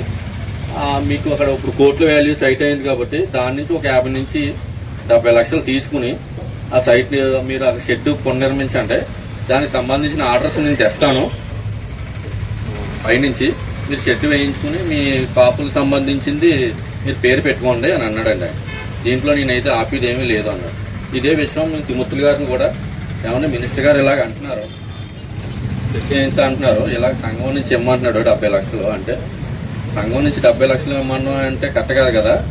నేను దేవస్థానం సైట్ అయితే పెరిగింది. ఆ రోజు నేను నా సొంత డబ్బు పెట్టే పాడాను, ఎవరో దీనికి ఇవ్వలేదు. అయినా కూడా నేను దేవుడిది వచ్చింది నేను మాత్రం ఏం చేస్తాను, ఆ షెడ్ ఇవ్వడానికి ఎండోమెంట్ నుంచి రావాలంటే చిన్న విషయం ఏం కాదు. నేను ఎమ్మెల్యేగా 2-3 సార్లు ఉండగా ట్రై చేశాను. ఆ గుడికి సంబంధించిన ప్రాంగణం ఆ షెడ్ వేయడం పాడవుతుంది అని నాకు కొంతమంది ఇది చేశారు. దాని నిమిత్తం కూడా నేను ఆగాను. అలాగని నేను ఈ దేవస్థానం వచ్చిన డబ్బులు నేనేం చేయను. ఒకటి నాకు కృష్ణదాస్ గారు ఏమన్నారంటే అమ్మవారికి సంబంధించి ఒక 50 లక్షల రూపాయలు నగలు చేయిస్తాను అన్నారు. లేని పక్షంలో నేను ఎకరా 47 సెంట్లు అది కొన్నది నేను. ఆ ఎకరా 47 సెంట్లు నిమిత్తం ఎకరా 50 సెంట్లు నేను ఎక్కడో దుక్కుని అదే దేవస్థానానికి మళ్ళీ ఇచ్చేస్తాను అని తిరుమూర్తులు గారు అన్నారండి. ఇదే విషయం అడిగితే ఇప్పుడు అంటే ఆయన అడిగిన రూపంలో కాకుండా వేరే రూపంలో దేవుడికి ఇవ్వడానికి వాళ్ళు ఇష్టపడి వేరే రూపంలో ఇచ్చేది, భూమి రూపంలో ఇచ్చేది. ఆయన అడిగింది ఒక 50 లక్షల రూపాయల నుంచి 70 లక్షల రూపాయలు దేవుడికి ఇమ్మని అడిగేది. అంత ఖరీదు చేసే భూములు కొని ఇచ్చేది, ఇవ్వకుండా జరగలేదు. ఆయన అడగడం అనేది సాధారణంగా మనమైనా సరే అడుగుతాం, దేవుడికి ఏదో చేయండి అని అడుగుతాం. అందులో నాకైతే తప్పు ఎక్కడ కనపడలేదు. మీరు ఆలోచించండి ఒక్క విషయం మీద. అది కాకుండా ఫంక్షన్ హాల్కి అవసరమైతే ఫండింగ్ రేజ్ చేస్తానన్న విషయం కానీ, లేదా మన పల్లవరాజు గారు కూడా ఏ హామీ చెప్పండి కొంచెం. ఫంక్షనల్ నిమిత్తం మీరు ఆ 70 లక్షలు ఇవ్వండి. ఒకవేళ ఆ 70 లక్షలు మీకు ఏమైనా ఇబ్బంది అనుకుంటే, తక్కువ వస్తాయి అనుకుంటే, మీకు కట్టడానికి కళ్యాణ మండపం కట్టడానికి తక్కువ వస్తాయి అనుకుంటే, నేను పల్లవరాజు గారి ద్వారా ఆయన సంబంధించిన పెద్ద రేంజ్ సర్కిల్ ఉంది, దాని నుంచి మీరు ఎప్పుడైతే 70 లక్షల గుడికి డిపాజిట్ చేస్తారో నేను 2-3 కోట్ల వరకు నేనే ఫండింగ్ తెచ్చి ఇప్పించగలుగుతాను. పల్లవరాజు గారికి అంత మంచి సర్కిల్ ఉంది, పల్లవరాజు గారు తెస్తారు అని అన్నాడు. అంటే ఇప్పుడు మనం దాన్ని తిరస్కరించడం జరిగింది. అంటే మనమే కట్టుకుందామని ఆలోచించడం, తిరస్కరించడం అనేది తప్పు కాదు. కానీ ఆయన అంత సహృదయంతో ఉన్న ఆయన మీద నింద వేయడం మాత్రం తప్పని నా భావన. తర్వాత దీనికి సంబంధించి మీరు మాట్లాడతారా? అసలు అక్కడ ఉన్న పరిస్థితుల గురించి ఒకసారి ఎక్స్ప్లెయిన్ చేయాల్సింది. సభకు నమస్కరిస్తూ వేదిక నిర్వహించినటువంటి పూల్చెట్టి చంద్రశేఖర్ గారికి,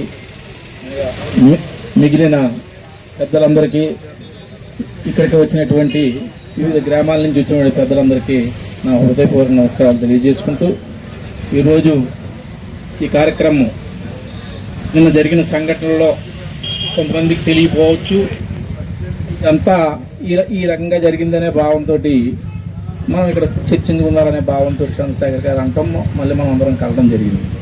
లేదా నిన్న డెఫినెట్గా ఆ ఇబ్బంది జరిగింది.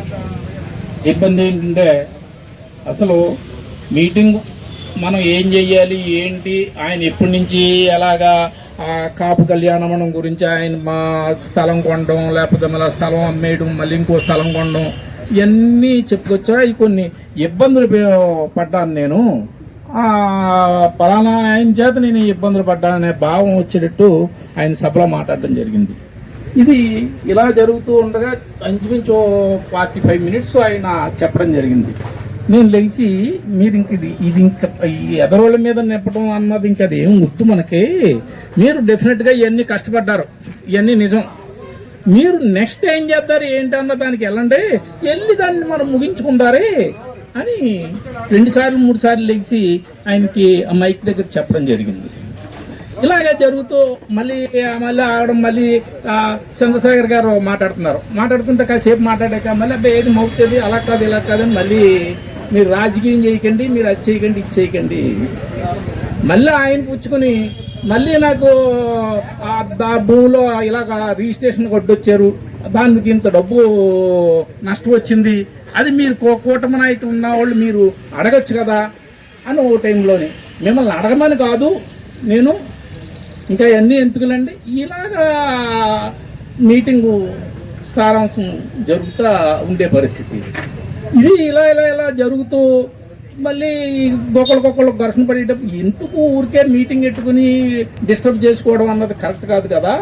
ఇది కాపుల మీటింగు డిస్టర్బ్ అయిందంటే మిగతా క్యాస్ట్లకి ఇబ్బంది కదా. తిరుమతి గారు మీరు ఎక్కడికో వెళ్ళిపోతున్నారో అని చెప్పేసి అనడం జరిగింది. అయిపోయాక మన బాబురావు గారు మాట్లాడాలని చెప్పి అతను మైక్ ఇవ్వండి అని చెప్పి ఒక అరగంట నుంచి చెప్తుంటే బాబురావు డైరెక్ట్గా మాట్లాడడానికి సిద్ధపడేటప్పటికి అబ్బాయి నువ్వేం మాట్లాడతావో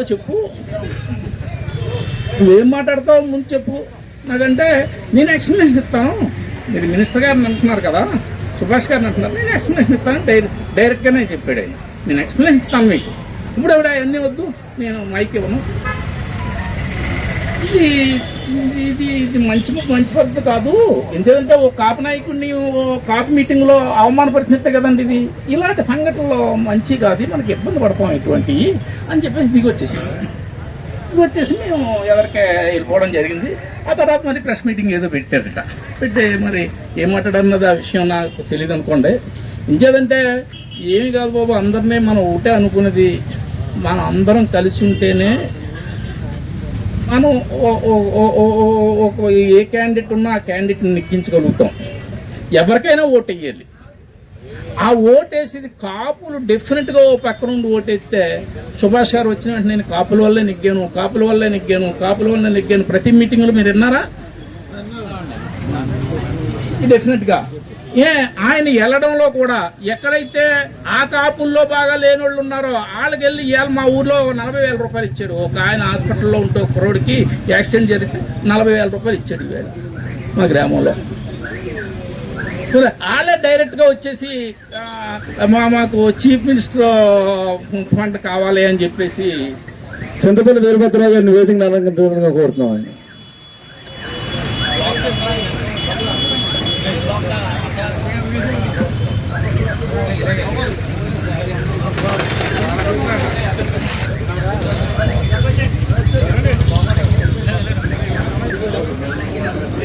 ఈ రకంగా ఆయన సుభాష్ గారు డెఫినెట్గా చిన్నోళ్ళతో కూడా అందుబాటులో ఎవరు ఉంటారో పెద్దలు మనం కలిసి ఆయన తీసుకున్నట్టుకు వెళ్ళాలనే భావం ఉండేటువంటి ఎవరు వస్తారో సమాధానం చెప్పే పరిస్థితి.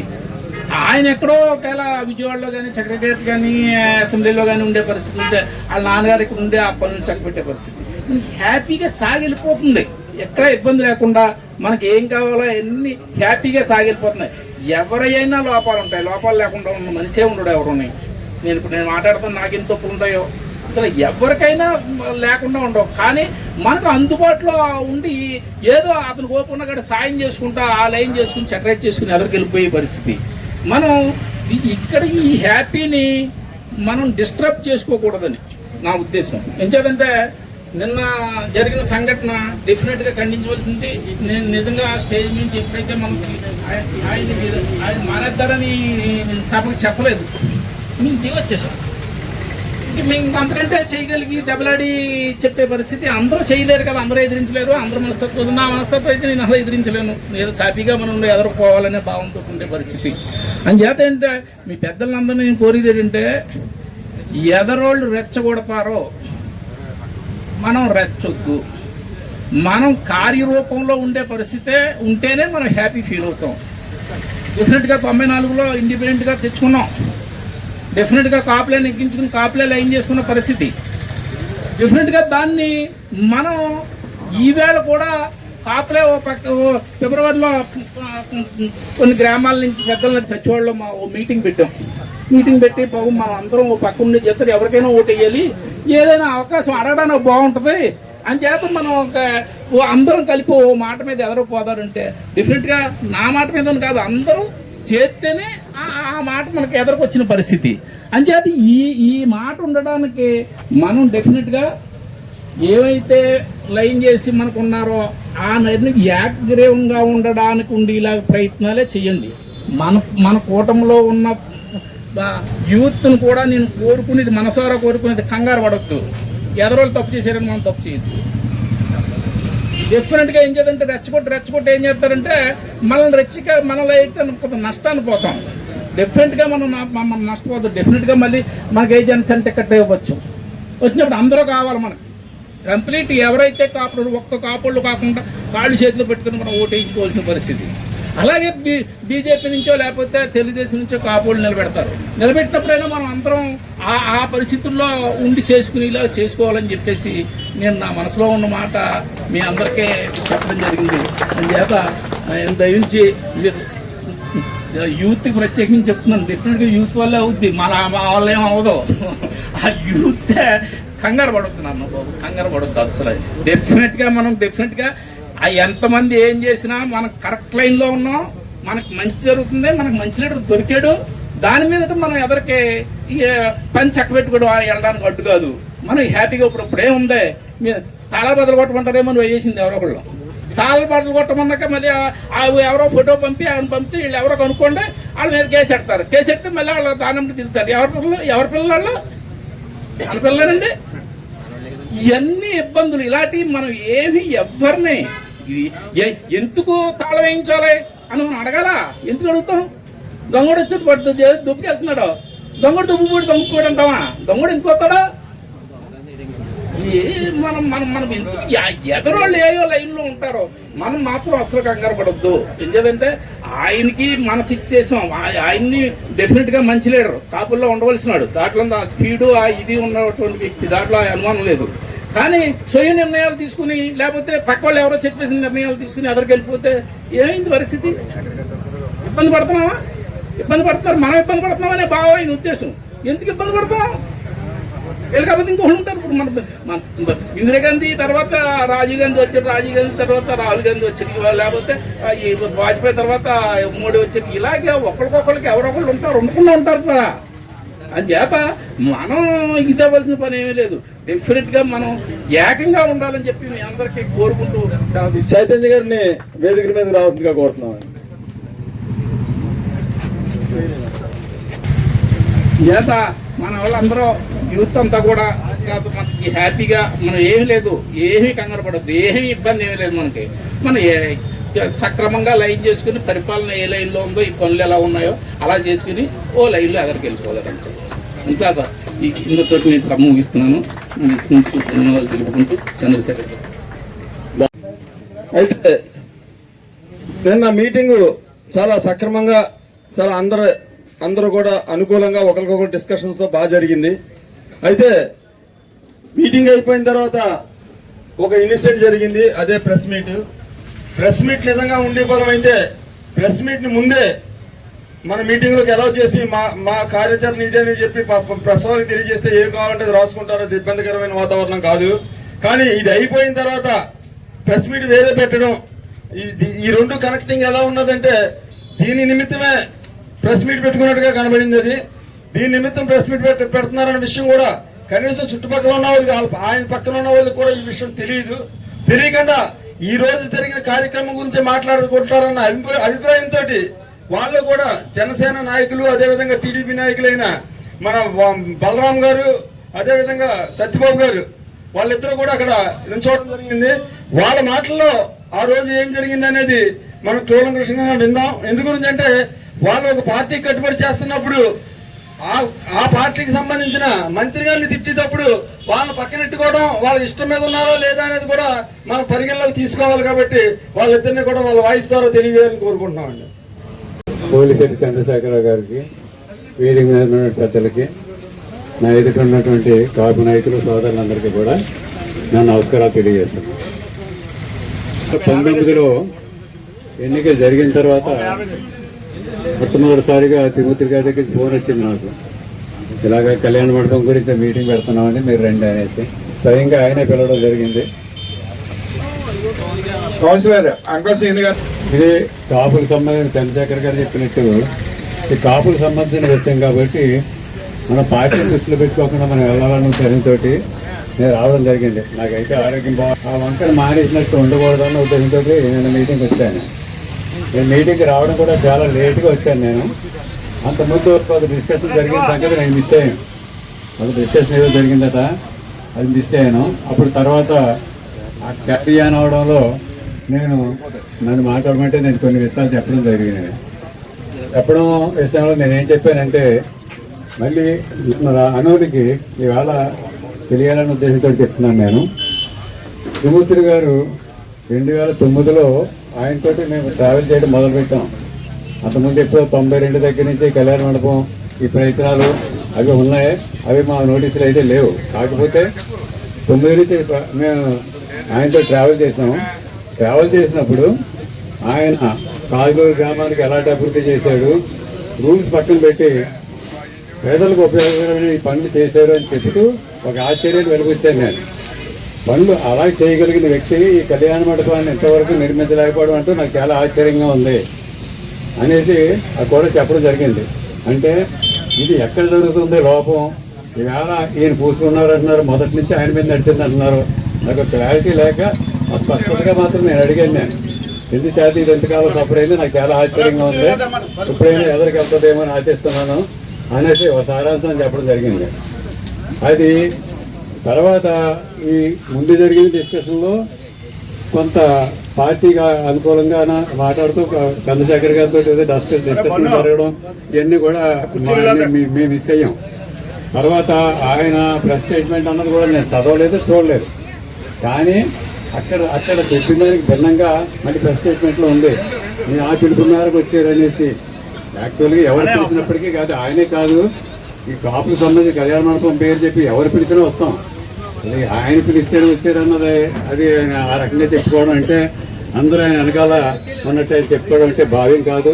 తర్వాత ఈవేళ కాపు కళ్యాణ మండపం ఆగడానికి ఎవరెవరి మీద నెట్టడం అన్నది చాలా తప్పది. ఎందుకంటే సుమారు 30 సంవత్సరాలు సుమారు ఉన్న 4 సార్లు ఆయన ఎమ్మెల్యేగా గెలిచాడు. ఆయన అది 8% ఇప్పటిదాకా పట్టాలు ఎక్కించలేకపోయారు. ఆయన అధికారంలో ఉన్నప్పుడు కూడా, పార్టీలో ఆయన అధికారంలో ఉన్నప్పుడు కూడా పట్టాలు ఎక్కించలేకపోయారు. ఆయన ఈవేళ ఎవరొకరి మీద, వాళ్ళ మీద, వీళ్ళ మీద మరి నెపం మోయడం అన్నది ఎంతవరకు భావ్యం? అది భావ్యం కాదు కదా. అలాగే నెపం మోపే పని అయితే మొట్టమొదటి నెపం ఆయన మీద ఆయనే మోపుకోవాలి. నేను నా అసమర్థత వల్ల ఈ 30 సంవత్సరాల నుంచి కూడా నేను నిర్మించలేకపోయాను, నన్ను క్షమించండి మీరంతానే. ఈవేళ మీరందరూ నాకు సహకారం ఇవ్వండి. ఇప్పుడు నేను ఇక్కడ అధికార పక్ష నాయకుని కాదు, కాకపోతే చంద్రశేఖర్ గారు కానీ కూటమి నాయకులు ఉన్నారు, కానీ వాళ్ళందరూ నాకు సహకరిస్తే నా వంతు కృషి చేస్తాను అని చెప్పాలి, కానీ మరో రకంగా చెప్పకూడదు. కానీ ఆ తర్వాత పెట్టిన ప్రెస్ మీటింగ్ నేను చూడలేదు, కానీ అది డీవియేట్ అయ్యి మొత్తం ఏదో చెప్పారనేసి ఉద్దేశం. తర్వాత ఈ విషయంలో కాపులందరూ నా వెనకాల ఉన్నారు అని చెప్పుకోవడానికి ఆయన చేసే ప్రయత్నం మరి అది ఏ రకంగానూ నాకు అర్థం కాలేదు. ఇప్పుడు సరే ఆయన అలా చెప్పుకుంటున్నాడు కదా. మొట్టమొదటిసారి కాపు వర్గానికి మార్కెట్ కమిటీ చైర్మన్ పదవి ఇచ్చింది ఎవరండి? సుభాష్ గారు కదా. పాలతిగుత్తు గారు 4 సార్లు గెలిచారు. కాపు నాయకులు మార్కెట్ కమిటీ చైర్మన్ ఎప్పుడైనా ఇచ్చారా? కాపుల నాయకులు లేరు అప్పటి నుంచి, మొట్టమొదటిసారిగా ఇచ్చారు ఆయన కాపు సమాజ వర్గానికి. అలాగే మేమందరం కూడా ఆయన దగ్గరికి వెళ్తున్నాం, అన్ని పనులు చేస్తున్నారు. ఆయనంత నిరాడంబరమైన వ్యక్తిత్వం, ఆయన మంచి పదవులు ఉన్నాడన్న ధ్యాసే లేదు ఆయనకి, సామాన్యులు గడిచిపోతాడు. అటువంటి వ్యక్తిత్వం నేను చూడలేదు. చాలా బ్యూటిఫుల్ మ్యాన్ అన్నమాట ఆయన. తర్వాత సామాజిక సేవ నుంచి వచ్చాడు ఆయన. మరి ఏదైనా వ్యాపారం చేసుకునే రాజకీయాన్ని వ్యాపారం కింద చేసుకునే తత్వం కాదు, వ్యాపారాన్ని వదులుకుని వ్యాపారాన్ని పాడు చేసుకుని రాజకీయాలకు వచ్చాడు. అందుచేత చంద్రశేఖర్ గారు ఆయన కుడిపోతంగా నిలబడి ఆయనకు అన్ని విధాల సహకారం కూడా ఇస్తున్నారు, ఎలక్షన్లో కానీ అన్నింటిలోనూ కూడా. ఆ రకంగా కాపులు మన్నన పొందేటటువంటి నాయకుడు. ఆయనకు ముందు ఉన్నటువంటి బీసీ నాయకులు ఎవరు కూడా కాపులు మన్నన పొందలేదు, ఈయన ఒక్కడే పొందాడు. తిరుమూర్తి గారు ఒక టైంలో కాపులు ఎంత మద్దతు ఇచ్చినప్పటికీ, ఏమి ఇచ్చినప్పటికీ కూడా ఆయన నిలబెట్టుకోకుండానే ఇబ్బంది పడిన సందర్భాలు మనం చూసాము. అటువంటి ఇబ్బందులు ఇప్పుడు ఏమీ లేవు. తర్వాత నేను ఇప్పుడు అడిగితే నిన్న మీటింగ్కి వచ్చాను. నేను గతంలో తిరుమూర్తి గారితో ఉన్నాను. తర్వాత చివరిలో 2019 ఎలక్షన్ చివరిలో నేను ఆయన నుంచి దూరం అయ్యాను. నేను ఈవేళ ఎలక్షన్లో కానీ మరి సుభాష్ గారు, తిరుమూర్తి గారు ఫేస్ టు ఫేస్ నిలబడితే నేను సుభాష్ గారిని సమర్థించాను, కానీ ఎట్టి పరిస్థితుల్లోనే తిరుమూర్తి గారు వెనకాల వెళ్ళి ప్రసక్తే లేదు. ఇంకైతే ఆయన బిహేవియరు, ఆయన ప్రవర్తన, ఆయన మనస్తత్వం నేను చాలా అట్రాక్ట్ అయ్యాను. నేను అది మొత్తం చెక్కల రామచంద్ర గారిలో చూశాను కొంతవరకునే. ఆయనకంతా కూడా ఇంకా మంచి బిహేవియర్ ఈయన దగ్గర చూశాను నేను. అలాగే ఈయన ఆ మీటింగ్కి కేవలం కళ్యాణ మండపం గురించి పిలిపించుకుని వీళ్ళందరూ కూడా నా వెనకాల ఉన్నారు అనేసి ఒక రకమైన ఎగ్జిబిషన్ చేసి ఒక తప్పుడు సంకేతాలు సమాధానానికి ఇవ్వడం అయితే మాత్రం కరెక్ట్ కాదండి. అది తప్పు. అది ఆయనకు తెలిసింది కళ్యాణ మండపాన్ని ఏ రకంగా తీసుకురావాలనేసి దాని సలహాలు అడగచ్చు, సంప్రదించవచ్చు, ఏదైనా కార్యాచరణ చేయొచ్చు. తర్వాత అక్కడ జరిగినటువంటి గతంలో కూడా ఆ సైట్లో ఎదురు స్థలాలన్నీ కూడా కుటుంబీకులకి అంటే బహిరంగంగా ఎవరికి చెప్పకుండా కుటుంబీకులు కట్టి పెట్టారన్న సంగతి కూడా అక్కడ నాగా పంపిరాజు గారు గట్టిగా నిలదీయడం జరిగింది ఆ మీటింగ్లో.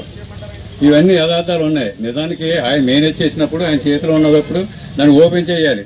ఓపెన్ చేసి దీన్ని అలాగే ఓపెన్ చేస్తే అక్కడ పాట రూపంలో వెళ్తే ఎక్కువ డబ్బు వస్తుంది. దాన్ని వేరే చోట షిఫ్ట్ చేసి వేరే చోట కళ్యాణ మండపం కట్టాలనుకుంటున్నారు కాబట్టి డబ్బు ఎక్కువ రావాలి కాబట్టి దాన్ని ఓపెన్ చేయాలి. ఓపెన్ చేయకుండా ఆయన ఏం చేశాడు, తన కుటుంబీకులు, తనకు కావాల్సిన వాళ్ళు, తన వెనకాల తిరిగే వాళ్ళు, ఇటువంటి వ్యక్తులు ఉంటే నాకు చెడ్డ పేరు వస్తుందేమో అనుకుని జాగ్రత్త పడి అందరికీ తెలియపరచాలి. అలా చేయలేదు ఆయన ఆ కమిటీలో కూడా. తర్వాత అంతకుముందు ఇక్కడ డిస్కషన్ జరిగింది ఎక్కడంటే మన చెంతవల్లి ఏర్పడ్డారా గారి దగ్గర. అక్కడ అందరూ కూడా మీరు అందరూ ఇంక్లూడ్ చేయండి అంటే చంద్రశేఖర్ గారు అడగడం జరిగింది. ఇంక్లూడ్ చేస్తూ ఉన్నారు కానీ ఆ ప్రయత్నం కూడా ఏమీ జరగలేదు. సరే ఏ రకంగా ఆయన ఎన్ని తప్పులు చేసినా ఇంతకాలం 30 సంవత్సరాల పూర్తి అయిపోయినా మొదలెట్టకపోయినా ఈవేళ దాని గురించి పిలిచారు కాబట్టి మన వంతు సహకారం ఇద్దామన్న ఆలోచనతో అందరూ అక్కడికి వచ్చారు తప్ప రేపు భవిష్యత్తులో కూడా వాళ్ళందరూ కూడా ఆయన వెనకాల నడుస్తారన్నది బట్టి భ్రమ మాత్రమే. అది ఇటువంటి మీటింగులు పిలిచి మమ్మల్ని తప్పుదో పట్టించి మరి ఈ రకమైన రాజకీయం చేయడం అంటే ఆయన స్థాయికి 4 సార్లు ఎమ్మెల్యేగా గెలిచినటువంటి ఆయన స్థాయికి అయితే తగిది. ఈ విషయంలో మేము అందరం కూడా ఆయన పోకడను ఖండిస్తూ ఉన్నాం. నాకు ఈ అవకాశం కల్పించినటువంటి చంద్రశేఖర్ గారికి మీ అందరికీ కూడా నమస్కారాలు తెలియజేస్తూ సెలవు తీసుకున్నాం. సందర్భంగా వీళ్ళిద్దరి గురించి ఎందుకు చెప్పాల్సి వచ్చిందంటే, ముఖ్యంగా బలరాం కానీ సత్యబాబు కానీ ఏ ఇన్వాల్వ్మెంట్ లేకుండా వాళ్ళని రాజకీయ పరంగా బలి పశువులు చేసిన ఇన్సిడెంట్ మీ అందరికీ తెలిస్తే రేపు ఇలాంటి పరిస్థితి వచ్చినప్పుడు ఎలా ఫేస్ చేయాలనేది మీ అందరికీ అర్థమవుతుందని చెప్పడం జరుగుతుంది. ఎందుకంటే మన అందరికీ తెలుసు రాజకీయాల్లో కుట్రలు ఎక్కువ ఉంటాయి. ఆ కుట్రల్లో మీరు ఎవరు బలి పశువులు కాకండి. మనం ఒక క్రెడిబిలిటీని సంపాదించుకుంటున్నాం జనసేన ద్వారా కానీ టీడీపీ ద్వారా కానీ క్రెడిబిలిటీని సంపాదించుకుని మనల్ని అక్కడి నుంచి దూరం చేస్తే మనం రోడ్డు మీద పడిపోతాం. రోడ్డు మీద పడిపోతే అప్పుడు మనం చేరదిద్దారనుకోవడం ఎలా ఉందంటే సవతి ప్రేమ కింద తప్పది తల్లి ప్రేమ కింద లేదు. దీన్ని మీరు అందరూ అర్థం చేసుకోవాలని చెప్పేసి కూడా ఈ సందర్భంగా మీకు అందరికీ తెలియజేస్తాను. ఈ సందర్భంగా మీ అందరినీ ఒక మాట అడుగుతున్నాను నేను. సుభాష్ గారు కాపులకి చేసినట్టుగా ఏ నాయకుడన్నా మీరు చేయడం చూసారా? లేదు ఇంతకంటే బాగా చేశారు ఎవరన్నా అనుకుంటే మీరు చేతి ఎత్తండి. బాగా చేశారు అనుకుంటే సుభాష్ గారి కంటే బాగా చేశారు అని మీరు ఎవరన్నా అనుకుంటే మీరు చేతులు పైకెత్తండి. అంటే సుభాష్ గారు చాలా బాగా చేస్తున్నారు మన కాపు కమ్యూనిటీకి అనేది వాస్తవం. అలాగని చెప్పి అందరికీ చేస్తారని మాత్రం నేను చెప్పను. ఎందుకంటే ఒకే పని మీద మనం ఇద్దరిని తీసుకెళ్తే ఇద్దరిలో ఒక్కరికే చేయగలుగుతారు. అది ఒక్కరికి చేయడంలో కూడా ఆయన పొరపాట్లు జరగచ్చు. మంచి నాయకుడికి కాకుండా మామూలుడికి జరగచ్చు. ఏదైనా ఆయన చేయాలనే మనస్తత్వం ఉంది. ఆ మనస్తత్వాన్ని గమనించి మనం మన కష్టాల్లో ఉన్న వాళ్ళకి ఆయన చేత పనులు చేయించుకోవాలని చెప్పేసి కూడా ఈ సందర్భంగా కోరుకుంటూ మన బ్రహ్మాజీ గారిని మాట్లాడవలసిందిగా కోరుతున్నాం.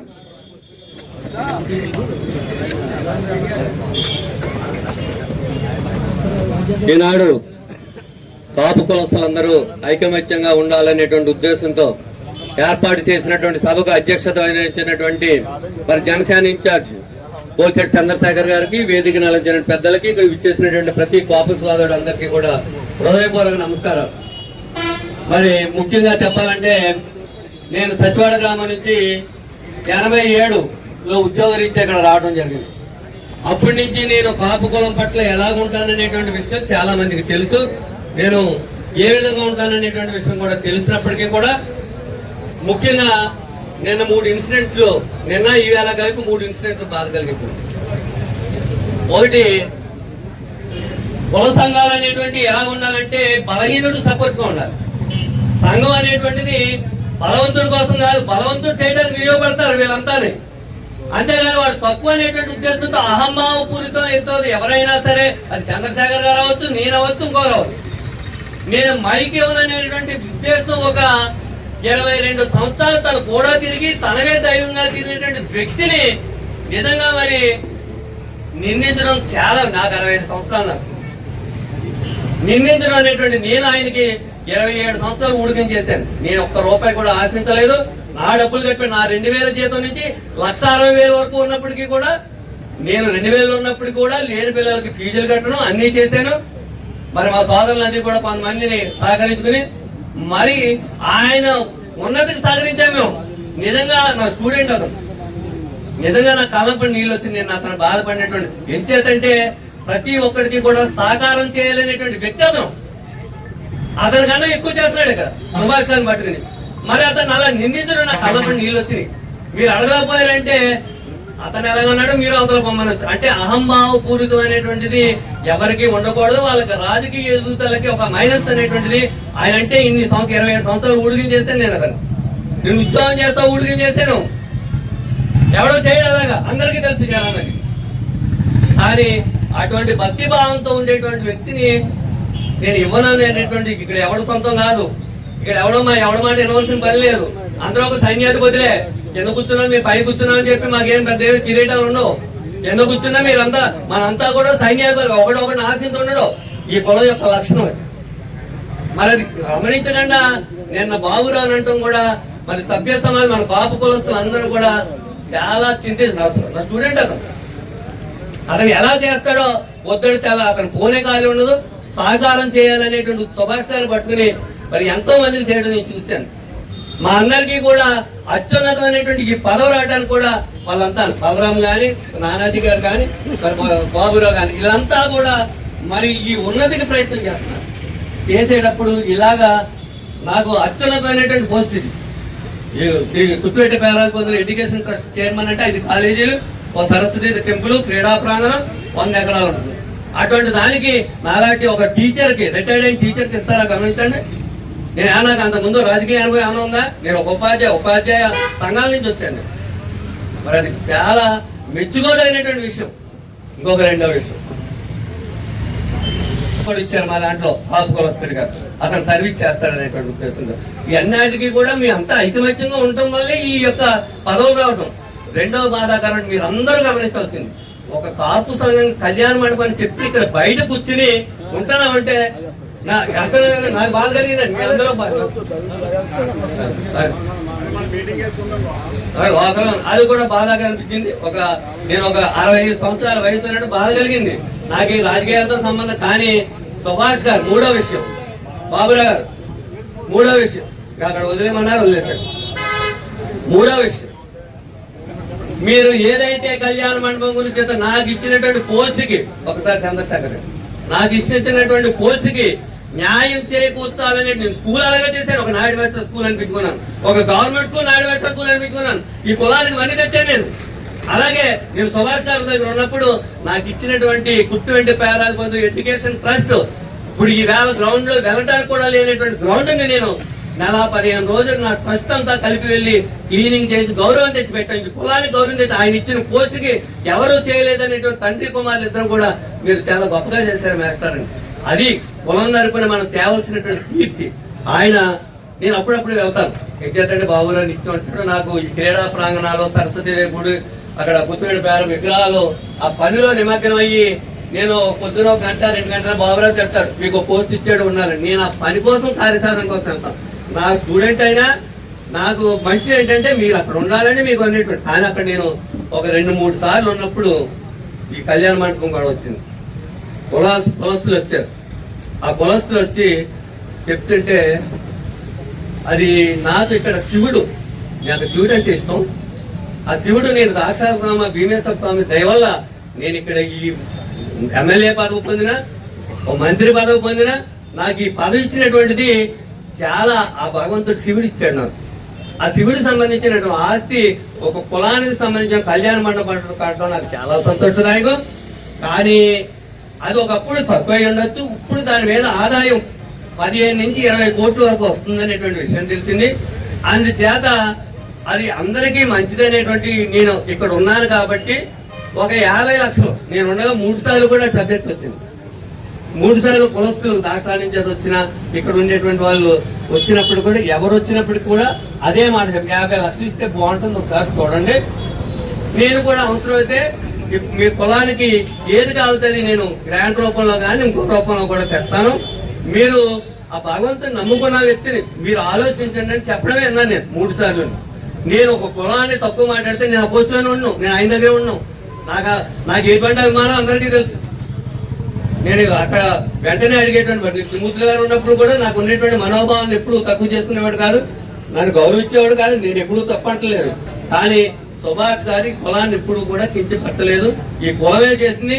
జనసేన చంద్రశేఖర్ నాకు ఎసెట్. ఇక్కడ ప్రతి చోట ఈ ఇబ్బందులు ఉన్నాయి, మరి వీళ్ళంతా కలిసి నాకు చేస్తున్నారనేటువంటి మంచి మాటే చెప్పాడు. కానీ అటువంటి వ్యక్తిని అనుకుంటే పాపం కూడా.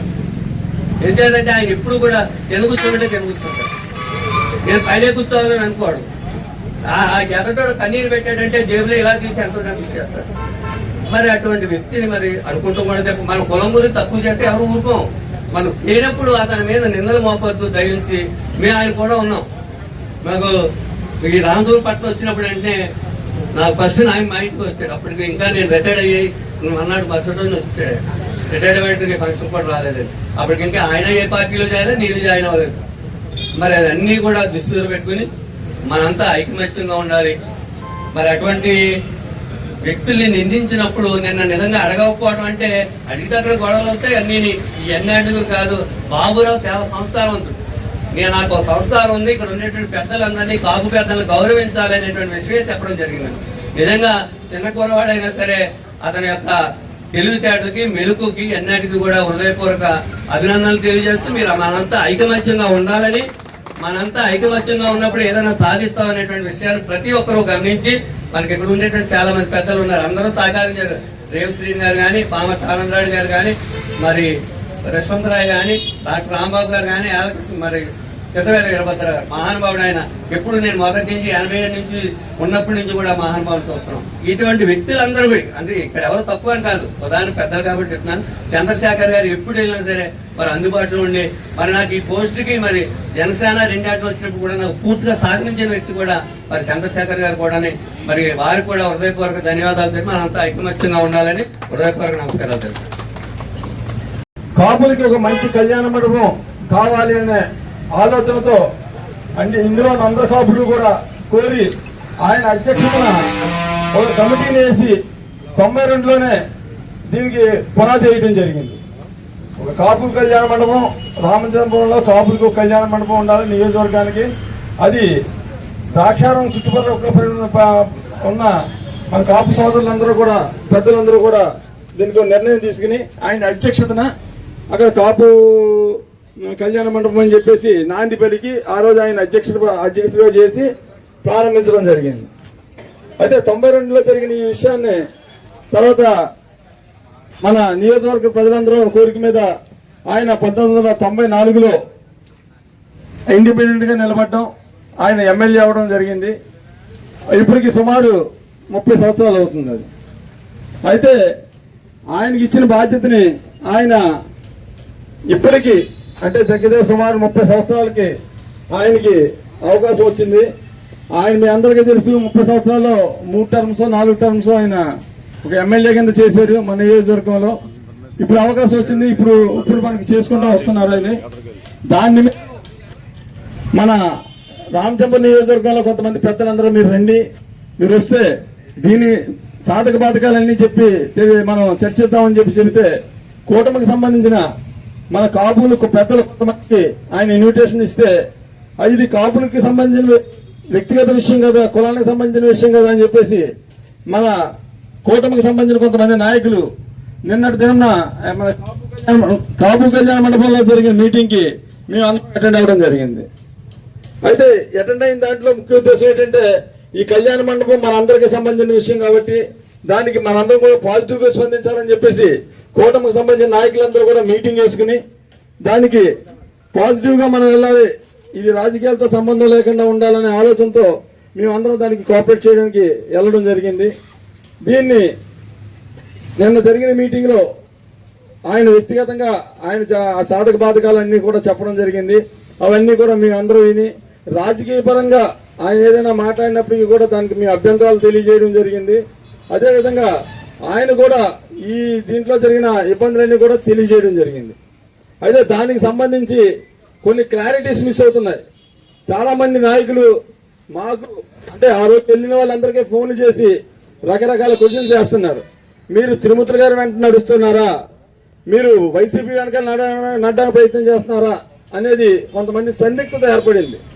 ఆ సందిగ్ధత మీకు ఎందుకు వచ్చింది అని అడిగితే వాళ్ళు తిరుమూర్తి గారు ఇచ్చిన మీడియాలో ఆయన చెప్పిన మేరకు కాపు సోదరులందరూ వచ్చారు అని చెప్పిన ఆయన మాటని వీళ్ళందరూ కూడా వేరే అర్థంగా చేసుకుని ఆయన మాటల్లో కూడా కొంచెం యాంబిగ్విటీ ఉండటం వల్ల అంటే ఆయన క్లారిటీగా చెప్పాలి అక్కడ ఏమని కాపు కళ్యాణ మండపం నిమిత్తం నేను పిలిస్తే వచ్చిన నాయకులకి నేను కృతజ్ఞతలు చెప్తున్నానని మాట చెప్పకుండా ఆయన నేను నా పిలుపుతో వచ్చిన కాపులంటంతో ఆ విషయం మీద కాపు నాయకులందరూ కొంచెం ఇబ్బంది పడడం జరిగింది.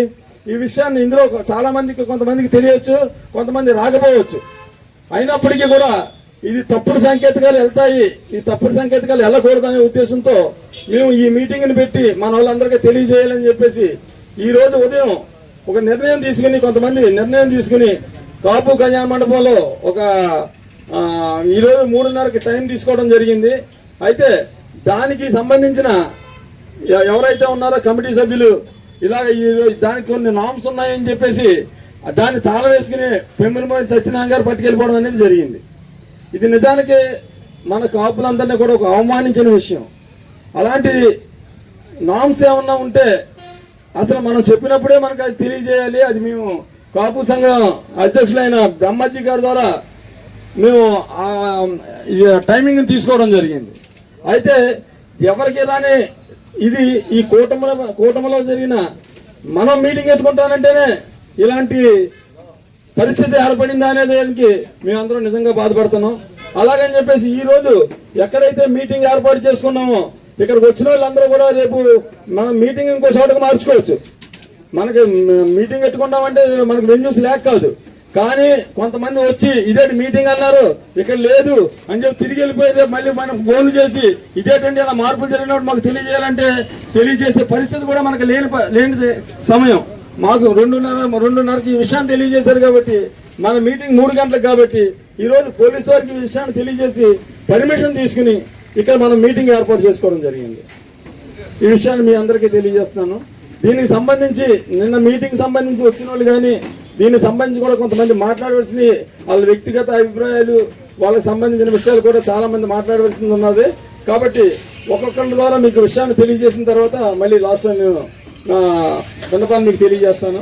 ముఖ్యంగా మన కృష్ణారావు గారు, యాల కృష్ణారావు గారు దీని గురించి ఆయన నిన్న మీటింగ్ లో పార్టిసిపేట్ చేశారు కాబట్టి ఆయన అభిప్రాయాన్ని దీన్ని కూడా తెలియజేస్తుందిగా కోరుకుంటున్నామండి. మన కూటమిలో మన అందరం కూడా మేము జనసేన ఇన్ఛార్జిగా నేను కానీ జనసేన నాయకులు కార్యకర్తలు కానీ అదేవిధంగా టీడీపీ మద్దతుదారులు టీడీపీకి సంబంధించిన నాయకులు కార్యకర్తలు కానీ లేదా బీజేపీ నాయకులు కార్యకర్తలు కానీ వీళ్ళందరూ కూడా ఈరోజు మంత్రి సుభాష్ గారి పరిపాలనలో మనందరం నడుస్తున్నామంటే ఆయన కాపులకి ఏదో అన్యాయం చేసేసరి అనే విధానాన్ని కొన్ని రాంగ్ వాయిస్ చెప్తున్నారు. అది కూడా ఎంతవరకు కరెక్ట్, కాపులకి ఏమన్నా ఆయన చేయవలసింది చేస్తున్నారా చేయట్లేదనే దాని మీద కూడా సభలో ఉన్న వాళ్ళందరూ కూడా దాని మీద కూడా చర్చించవలసిన ఆవశ్యకత ఉంది. కాబట్టి దాన్ని కూడా మీరు అందరూ కూడా తెలియజేయాలని చెప్పేసి సభలో ఉన్న వాళ్ళందరినీ కూడా కోరుకుంటూ ముఖ్యంగా ముందు యాదకృష్ణారావు గారిని మాట్లాడాల్సిందిగా కోరుతున్నాం. దీని గురించి ఎవరైనా మాట్లాడాలనుకుంటే ఎక్కువ మంది కాకుండా ఒక 2-3 వచ్చి ఏమన్నా మాట్లాడాలనుకుంటే మాట్లాడాలి. అందరికీ సబ్జెక్ట్ అయితే అర్థమైంది కదండి. ఇప్పుడు మన అందరి బాధ్యత ఏంటంటే వాస్తవాన్ని ఎవరైనా డిస్కస్ చేసినప్పుడు ఖచ్చితంగా వాస్తవాలు ఏంటని చెప్పవలసిన బాధ్యత మీ అందరి మీద మన అందరి మీద ఉంది. కాబట్టి ఖచ్చితంగా ఈ విషయాలు ఎవరైనా అడిగితే ఖచ్చితంగా విషయాలు వాస్తవాలు తెలియజేయండి అని చెప్పేసి కోరుకుంటున్నామండి. ముఖ్యంగా ఇంత షార్ట్ టైంలో అంటే మేము నిర్ణయం తీసుకుని ఈ రోజు మార్నింగ్ నిర్ణయం తీసుకుని సాయంత్రానికి కదా మీటింగ్ అంటే కరెక్ట్ గా మీటింగ్ టైంకి మీరు అందరూ స్పందించి అంటే ఇమీడియట్ గా ఇక్కడికి వచ్చినందుకు నిజంగా 3 పార్టీల తరఫున జనసేన బీజేపీ టీడీపీ 3 పార్టీల తరఫున కూటమి తరఫు నుంచి మీ అందరికీ కూడా మా కూటమి తరఫు మీ అందరికీ కూడా ప్రత్యేక నమస్కారాలు తెలియజేస్తూ మాకు ఇంత మంచి అవకాశం ఇచ్చిన మీ అందరికీ కూడా పెద్దలందరికీ కూడా పెద్దలందరికీ కూడా ఈ మీటింగ్ ఇంత సక్సెస్ చేసిన మీ అందరికీ కూడా ధన్యవాదాలు తెలియజేస్తున్నామండి. జై కూటమి, జై హింద్. సామరస్యంగా ప్రతిదీ కూడా పరిష్కరించుకుంటే కొంచెం అవగాహనతో కార్యదీక్షగా మనం వ్యవహారం చేసుకుంటే ఎదురుకెళ్ళాలని చెప్పేసి ఆయన సందేశాన్ని నిజంగా మేము అందరం కూడా ఆనందిస్తున్నాం. అదేవిధంగా మన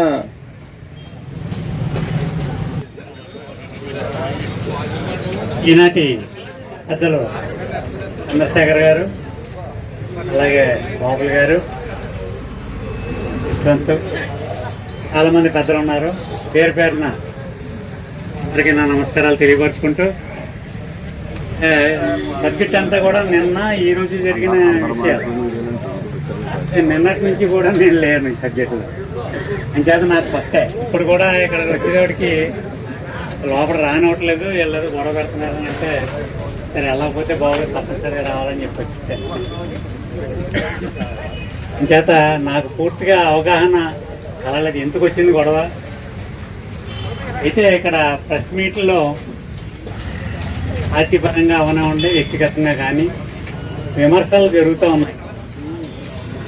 అటు నుంచి 6 ఇటు నుంచి 7 2 పార్టీల వారు విమర్శించుకుంటూ ఉన్నారు. మనం అటు ఇటు కాకుండా అయిపోయాం. అటు కాపు కమ్యూనిటీకి చెందిన వాళ్ళం, ఇటేమో పార్టీ పరంగా కొంతమంది, ఇటు కాకుండా మనం మధ్యలో నిలబడిపోయి నలిగిపోతా ఉన్నాం. మనం ఈ సందర్భంలో ఎవరు ఏ రకంగా నలిగిపోతారన్నది అర్థం కాని పరిస్థితులు వచ్చింది. నిన్న సమస్య త్రిమూర్తులు గారు మీటింగ్ చేస్తున్నారు అంటే సమస్యలు మీకు అన్నీ తెలుసు. సంఘపరంగా ఈ కమ్యూనిటీ హాల్ కళ్యాణ మండపం కట్టాలని చెప్పేసి అన్నయ్యపేటలో కొంటాం. ఆ కొన్న స్థలం వాస్తురీత్యా బాగోలేదు, దీన్ని మనం మార్చాలి అన్న సదుద్దేశంతో పెండింగ్ పడింది. అది ఆ పెండింగ్ పడింది కూడా అది త్రిమూర్తులు గారికి నష్టం జరిగింది. ఇంకేదంటే చాలా ఎలక్షన్స్లో ఆయన ఓటమికి చూడటం దానివల్ల కూడా ఒక కారణం అని నేను భావిస్తూ ఉన్నాను. సరే, అది ఏదేమైనా కాలయాపన అయిపోయింది. ఇంచుమించు 20 సంవత్సరాలు పెండింగ్లో పడిపోయి, ఇంకేదంటే ఆ రోజు నుంచి నేను సభ్యుడిగా లేకపోయినా విషయం అంతా కూడా నాకు అవగాహన. దాన్ని చివరిగా చేసింది ఏంటంటే అక్కడ కళ్యాణ మండపం ప్లేస్ మార్చి ఇంకో చోట కట్టాలన్న ఉద్దేశం. మొన్న ఎలక్షన్స్ అయిపోయిన తర్వాత త్రిమూర్తులు గారు ఖాళీ అయ్యారు, సుభాష్ గారు ఎమ్మెల్యే గారు రావటం, మినిస్టర్ కావటం. ఆ తర్వాత 10 మంది చేరి దీన్ని ఏదోలా కళ్యాణ మండపం కట్టాలా, కట్టడం పోవడం వల్ల కూడా మీకు నష్టం జరుగుతూ ఉంది అని చెప్పి ఆయన చెప్పారు. తర్వాత దేవసేన్ గారిని వేదిక అలంకరించవలసిందిగా కోరుతున్నాం.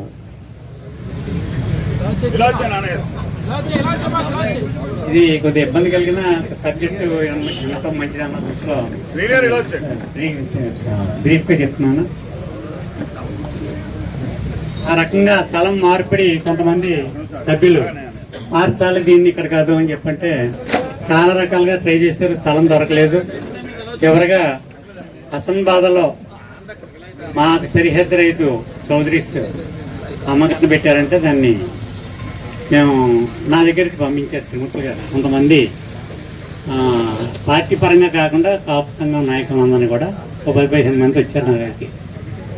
వచ్చి దాన్ని మీరు మాట్లాడితే కొద్దిగా సెట్ అవుతుంది, మీరు ఒకసారి మాట్లాడంటే అది శివలభాస్కరరావు తోడళ్ళు డిఎస్పీ గారిది. అది 5 ఎకరాల ఫ్లాట్.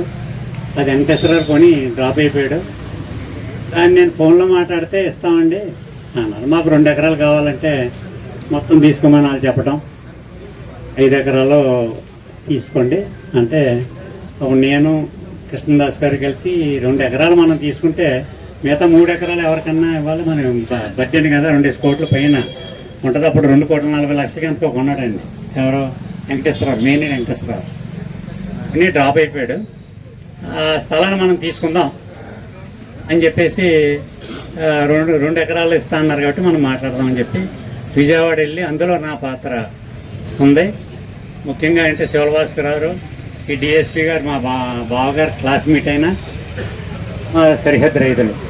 ఆ సందర్భంలో మేము విజయవాడ వెళ్ళి మాట్లాడటం, మాకు 2 కోట్ల రేటు మీద 5 ఎకరాల పూర్తిగా తీసుకుంటే 2 కోట్ల రేటు మీద ఇస్తానని చెప్పడం.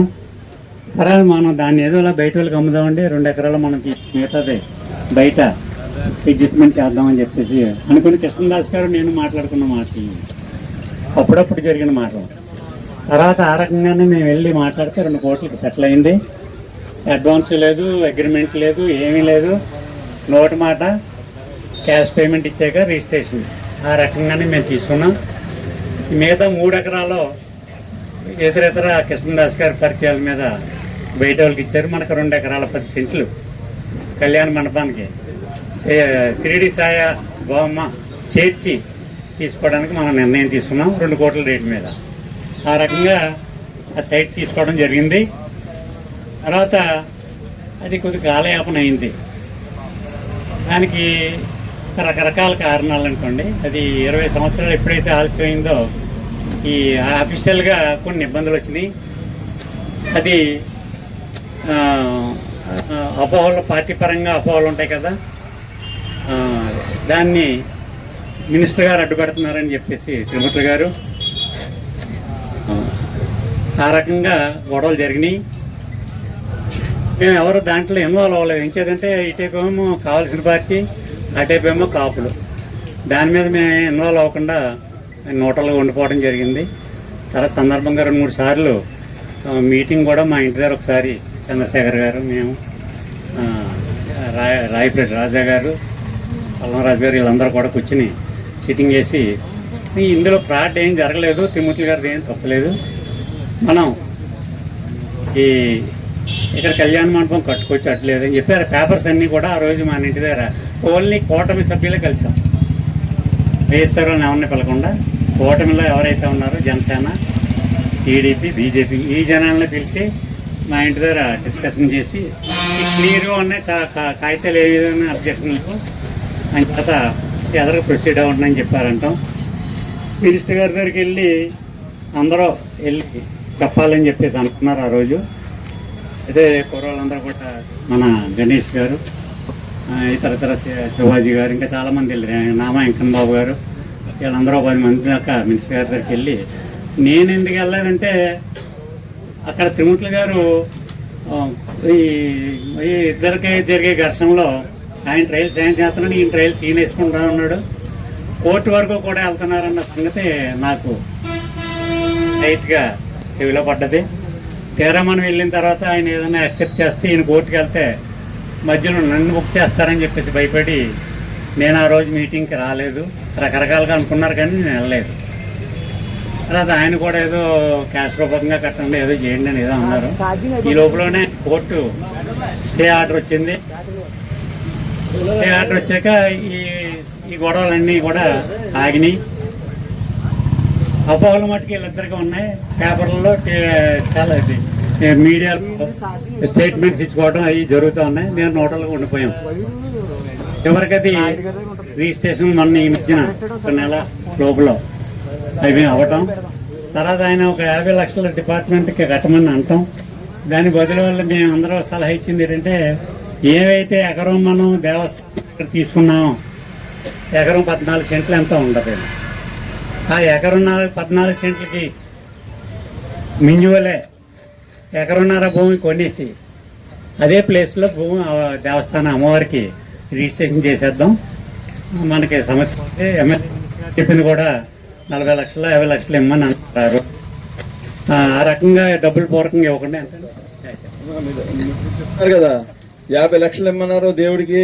దానికి ఆల్టర్నేట్గా అదే మండపానికి ఆ 50 లక్షలు అంటే మీరు దేవుడు భూమి కొనుక్కున్నారు కాబట్టి దాని మీద ఏమన్నా ఉంటే మంచి చెట్లు ఉన్నా సరే దేవుడు ఆశీర్వదించాలంటే కొంత మీరు దీనికి చేస్తే బాగుంటుందనే అభిప్రాయంతో మంత్రి గారు చెప్పారంటారండి.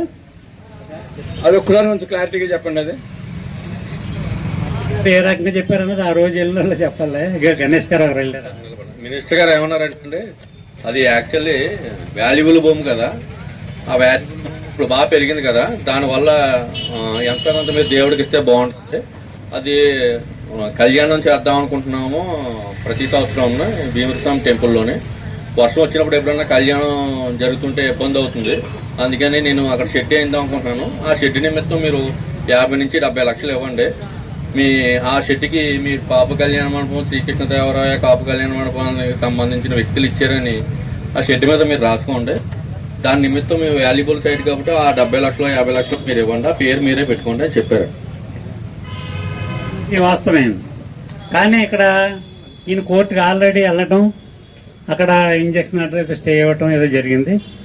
దాని మీద ఈ సబ్జెక్ట్ బ్రేక్ అయిపోయింది. దాని మీద ఏం చేయాలి ఎదరికి రాలేదు. తర్వాత ఆయన రిజిస్ట్రేషన్ ఆపారని ఈయన ఆ రకంగా ఘర్షణ జరిగినాయి. రిజిస్ట్రేషన్ ఆగినాయి అంటున్నారు కదండి, అది ల్యాండ్ 22A ఉంది కాబట్టి రిజిస్ట్రేషన్ ఆపేది అంటారా? ఒక నిమిషం, అదొకటి క్వశ్చన్. అది నెక్స్ట్ రెండో క్వశ్చన్ ఏంటంటే 22A ఆ ల్యాండ్ని ఎప్పుడు పెట్టబడింది? మినిస్టర్ గారు నియోజకవర్గంలోకి వచ్చిన తర్వాత పెట్టారా, దానికంటే ముందు పెట్టారా? అది ఈ రెండు కొంచెం క్లారిటీ ఇవ్వండి సార్. ఇది 22A వీళ్ళు 20 సంవత్సరాల కాలాతీతం అయిపోయింది. రిజిస్ట్రేషన్ మళ్ళీ దీన్ని పునరుద్ధరించడానికి 20 సంవత్సరాలు దాటింది. ఆ దాటిన సందర్భంలో చాలా బ్రేక్స్ వచ్చింది. ఇంకేదంటే రిజిస్టర్ ఆఫీసులో రెన్యూవల్ చేయించుకుంటూ ఉండాలి కమిటీని. ఇంచుమించుగా సంవత్సరానికి ఒకసారి రెన్యూవల్ చేయటం, ఎవరన్నా పోయిన వాళ్ళు ఉంటే మార్చటం, ఇలాంటివన్నీ జరగాలి. అవన్నీ కూడా బ్రేక్ అయిపోయినాయి. ఈ లోపల ఆ రోజున్న ఎంఆర్ఓ ఏం చేశారంటే మధ్యలో దీన్ని 22A పెట్టిస్తాడు. దీన్ని అన్ని క్లారిటీగా రిజిస్ట్రేషన్ చేయడం అన్నీ జరిగినాయి, బాగానే జరిగినాయి. ఒకసార్లు కూడా మార్పు జరిగింది, కమిటీలు కూడా మార్చారు. ఇన్ని మార్చినా అప్పుడు ఎంఆర్ఓ పేరు నాకు గుర్తులేదు, సుబ్బారావు బాగా తెలుస్తుంది.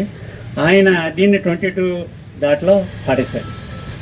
అప్పుడు మాకు తెలియదు ఇలా జరిగిందన్న సంగతి మనకే తెలియదు. ఈ చివరికి రిజిస్ట్రేషన్ దగ్గరికి వచ్చేదానికి ఇది 22 దాంట్లో ఉంది, ఇది రిజిస్ట్రేషన్ చేయడానికి ప్రకారం అంటే దాన్ని మళ్ళీ ఎండోమెంట్స్కి కమిషనర్ దాకా వెళ్ళి ఇక్కడ నో అబ్జెక్షన్, మేము డబ్బులు కట్టేశారు కదా, రిజిస్ట్రేషన్ చేశారు, ఓటే మార్చలేకపోయామని మీ పేరుని అని చేత కమిషనర్ నుంచి మాకు ఆర్డర్ రావాలి అని చేత కమిషనర్ తిరుమతులు గారిని రెక్టిఫై చేసి ఆర్డర్ తీసుకురావడం జరిగింది. చివరికి ఏ విధమైన ఆ ల్యాండ్ మీద అభ్యంతరం లేకుండా. ఇక్కడ మనందరం కూడా గమనించవలసింది ఏంటంటే అండి, 22A అనేది ఒక లీగల్ ప్రొసీజర్. ఒక ల్యాండ్కి 22Aలో పెట్టడానికి కారణం ఏంటంటే వాళ్ళ ప్రొసీజర్ ప్రకారం రెన్యువల్ చేసుకోకపోవడం వల్ల 22Aలో పెట్టడం జరిగింది. 22Aలో పెట్టడం అనేది ఎప్పుడు మంత్రి గారు రాకముందు జరిగింది. ఆ నింద మన మంత్రి గారు ఆపారని చెప్పేసి ఆయన మీద వేయడం అనేది చాలా కరెక్ట్ అయిన విషయం కాదు. అది మరి తిరుమతులు గారికి తెలిసి ఆయన మీద నిందేస్తారో లేకపోతే తెలియక నిందేస్తారో మాకు తెలియదు. కానీ ఈ సభాముఖంగా ఆయనకి మేము చెప్పేది ఏంటంటే ఈ విషయాన్ని తెలుసుకోవాలని, ఇది ఇందులో మంత్రి గారికి ఏ ప్రమేయం లేదని కూడా ఈ సందర్భంగా మీ అందరికీ తెలియజేస్తున్నాను.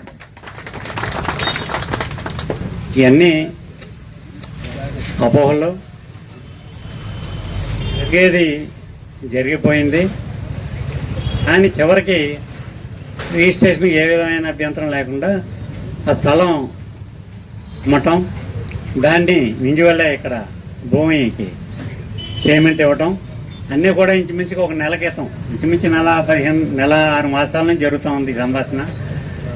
ఈ కిందటి నెలలో రిజిస్ట్రేషన్స్ అయ్యేవని దానికి ఏ విధమైన అభ్యంతరం లేకుండా ఆ సైట్ మనకి 2 ఎకరాల 10 సెంట్లు ఈ శ్రీకృష్ణదేవరాయలు కళ్యాణ మండపానికి అంకితం కాబడింది. అది వీళ్ళిద్దరికి ఉన్న ఇబ్బందులు ఇది సంఘం మీద కానీ పార్టీ పరంగా కానీ లేకుండా దీన్ని ఇద్దరు ఉభయలు కలిసి కాపు సంక్షేమం దాని మీద దృష్టి పెట్టుకుని ఒకరి మీద ఒకరు నిందలు వేసుకోకుండా ఇది ముందుకు ఎలా పోవాలి, ఈ కళ్యాణ మండపం ఏ రకంగా జరగాలి, ఫైనాన్షియల్ మ్యాటర్ ఇది. ఇంకేదంటే అక్కడ దానికి కూడా డబ్బులు బాగా వస్తూ ఉన్నాయి కాబట్టి ఆ డబ్బులు ఇంకా ఏమన్నా ప్రధానికం మన కాపు సంఘం సోదరులు ఇచ్చే డొనేషన్స్ తోటి కానివ్వండి, ఏదైతే కళ్యాణ మండపం ఏ క్లాస్ కళ్యాణ మండపం అవుతుంది. దానికి మనం ఈరోజు మనలో మనం కొట్టుకొని ఈ సంఘపరంగా మనం విభేదాలు కలగజేసుకోవద్దని, ఏ పార్టీలో ఉన్న వాళ్ళు ఆ పార్టీలో ఉంటారు. దీనికి ఏ విధమైన ఇబ్బంది ఉండకూడదు. ఒకడు టీడీపీ ఉంటారు, ఒక వైఎస్ఆర్సీపీ ఉంటాడు, ఒకడేమో జనసేన ఉంటాడు, ఒకడు బీజేపీ ఉంటాడు. ఎవరిని కాదనగలం. నా పార్టీలోకి రమ్మని చెప్పే హక్కు మనకి లేదు. అంచేత ఎవరి పార్టీ వాళ్ళు చేసుకుంటారు. మనం మట్టుకి సంఘపరంగా ఏమైనా కార్యక్రమాలు కావాల్సిందే, ఏ విధమైన అభ్యంతరం లేకుండా మేము అడుగుదారని అనుకున్నాం. ఏది వెళ్ళి ఎందుకంటే ఈ గొడవ అయి పడద్దు మీరు అని చెప్పి మినిస్టర్ గారి దగ్గర కూడా వెళ్దారనుకున్నాం. ఇంద్రా వెళ్ళిన తర్వాత మనం మాట పడవలసి వస్తుంది అని చెప్పేసి ఆ దృష్టిలో కూడా మేము దూరంగానే ఉండడం జరిగింది. ఇప్పటికైనా వాళ్ళిద్దరూ ఓటేయి కానీ లేకపోతే సంఘ సోదరులు వారి యొక్క అభివృద్ధి గురించి కానివ్వండి ఆలోచించుకొని పెద్దలను ఎవరిని అవసరమైతే కమిటీ వేసి దీన్ని ఎలా సామరస్యంగా ఎదురుకెళ్తే బాగుంటుంది అన్నది నిర్ణయం తీసుకుని ఇంకా సరైన సూచనలు సలహాలు ఇస్తే బాగుంటుంది అన్నది నా అభిప్రాయం. ఇది ఎవరికైనా వ్యక్తిగతంగా విమర్శించేది కానీ నేను జరిగింది ఏదో రఫ్గా చెప్పాను. ఇందులో ఫ్యాక్ట్స్ మీ అందరికీ తెలియని ఏమీ కాదు. నేను ప్రత్యేకంగా ఇందులో పుట్టించింది లేదు. అంచేత మీరు అందరూ కూడా ఆలోచించి ఉభయలు ఒకటై మన సంఘాన్ని ముందుకు తీసుకెళ్ళాలని. ఇంచేదంటే మన పార్టీ మొన్నటి ఎలక్షన్స్లో కాపు సోదరులందరూ కూడా ఏ పార్టీలో ఉన్నామండి 90% పైన ఈ ఓటమి ప్రభుత్వం వెన్నుకు తోడ్పడి ఎంతో సహకరించారు. మనందరికీ తెలుసుకున్న విషయం అది. దాన్ని దృష్టిలో పెట్టుకుని వీళ్ళందరూ ఒకటే, వీళ్ళందరూ నా ఓటర్స్ అని చెప్పేసి ఉభయలో కూడా ఆలోచించుకుని దీన్ని ముందుకు తీసుకెళ్లాలని చెప్పేసి మీ సభాముఖంగా అందరినీ వాళ్ళ పెద్దలందరినీ కోరుకుంటూ నాకు ఈ చక్కటి సహకారం కల్పించిన అందరికీ హృదయపూర్వక కృతజ్ఞతతో ధన్యవాదాలు తెలియపరుచుకుంటాను. చాలా థ్యాంక్ యూ సార్. మండపం మీద చాలా మబ్బులు ఉండిపోయిన సమాచారం అంతా కూడా ఆయన బయటికి తీసుకొచ్చి మనందరికీ కూడా తెలియజేయడం జరిగింది. Thank you sir, thank you. తర్వాత మంత్రి గారు ఆఫ్ చేసిందంటూ ఎక్కడ ఏమున్నట్టు లేదు. వాళ్ళిద్దరు మాట్లాడుకోవడం అన్నది కూడా జరగలేదు.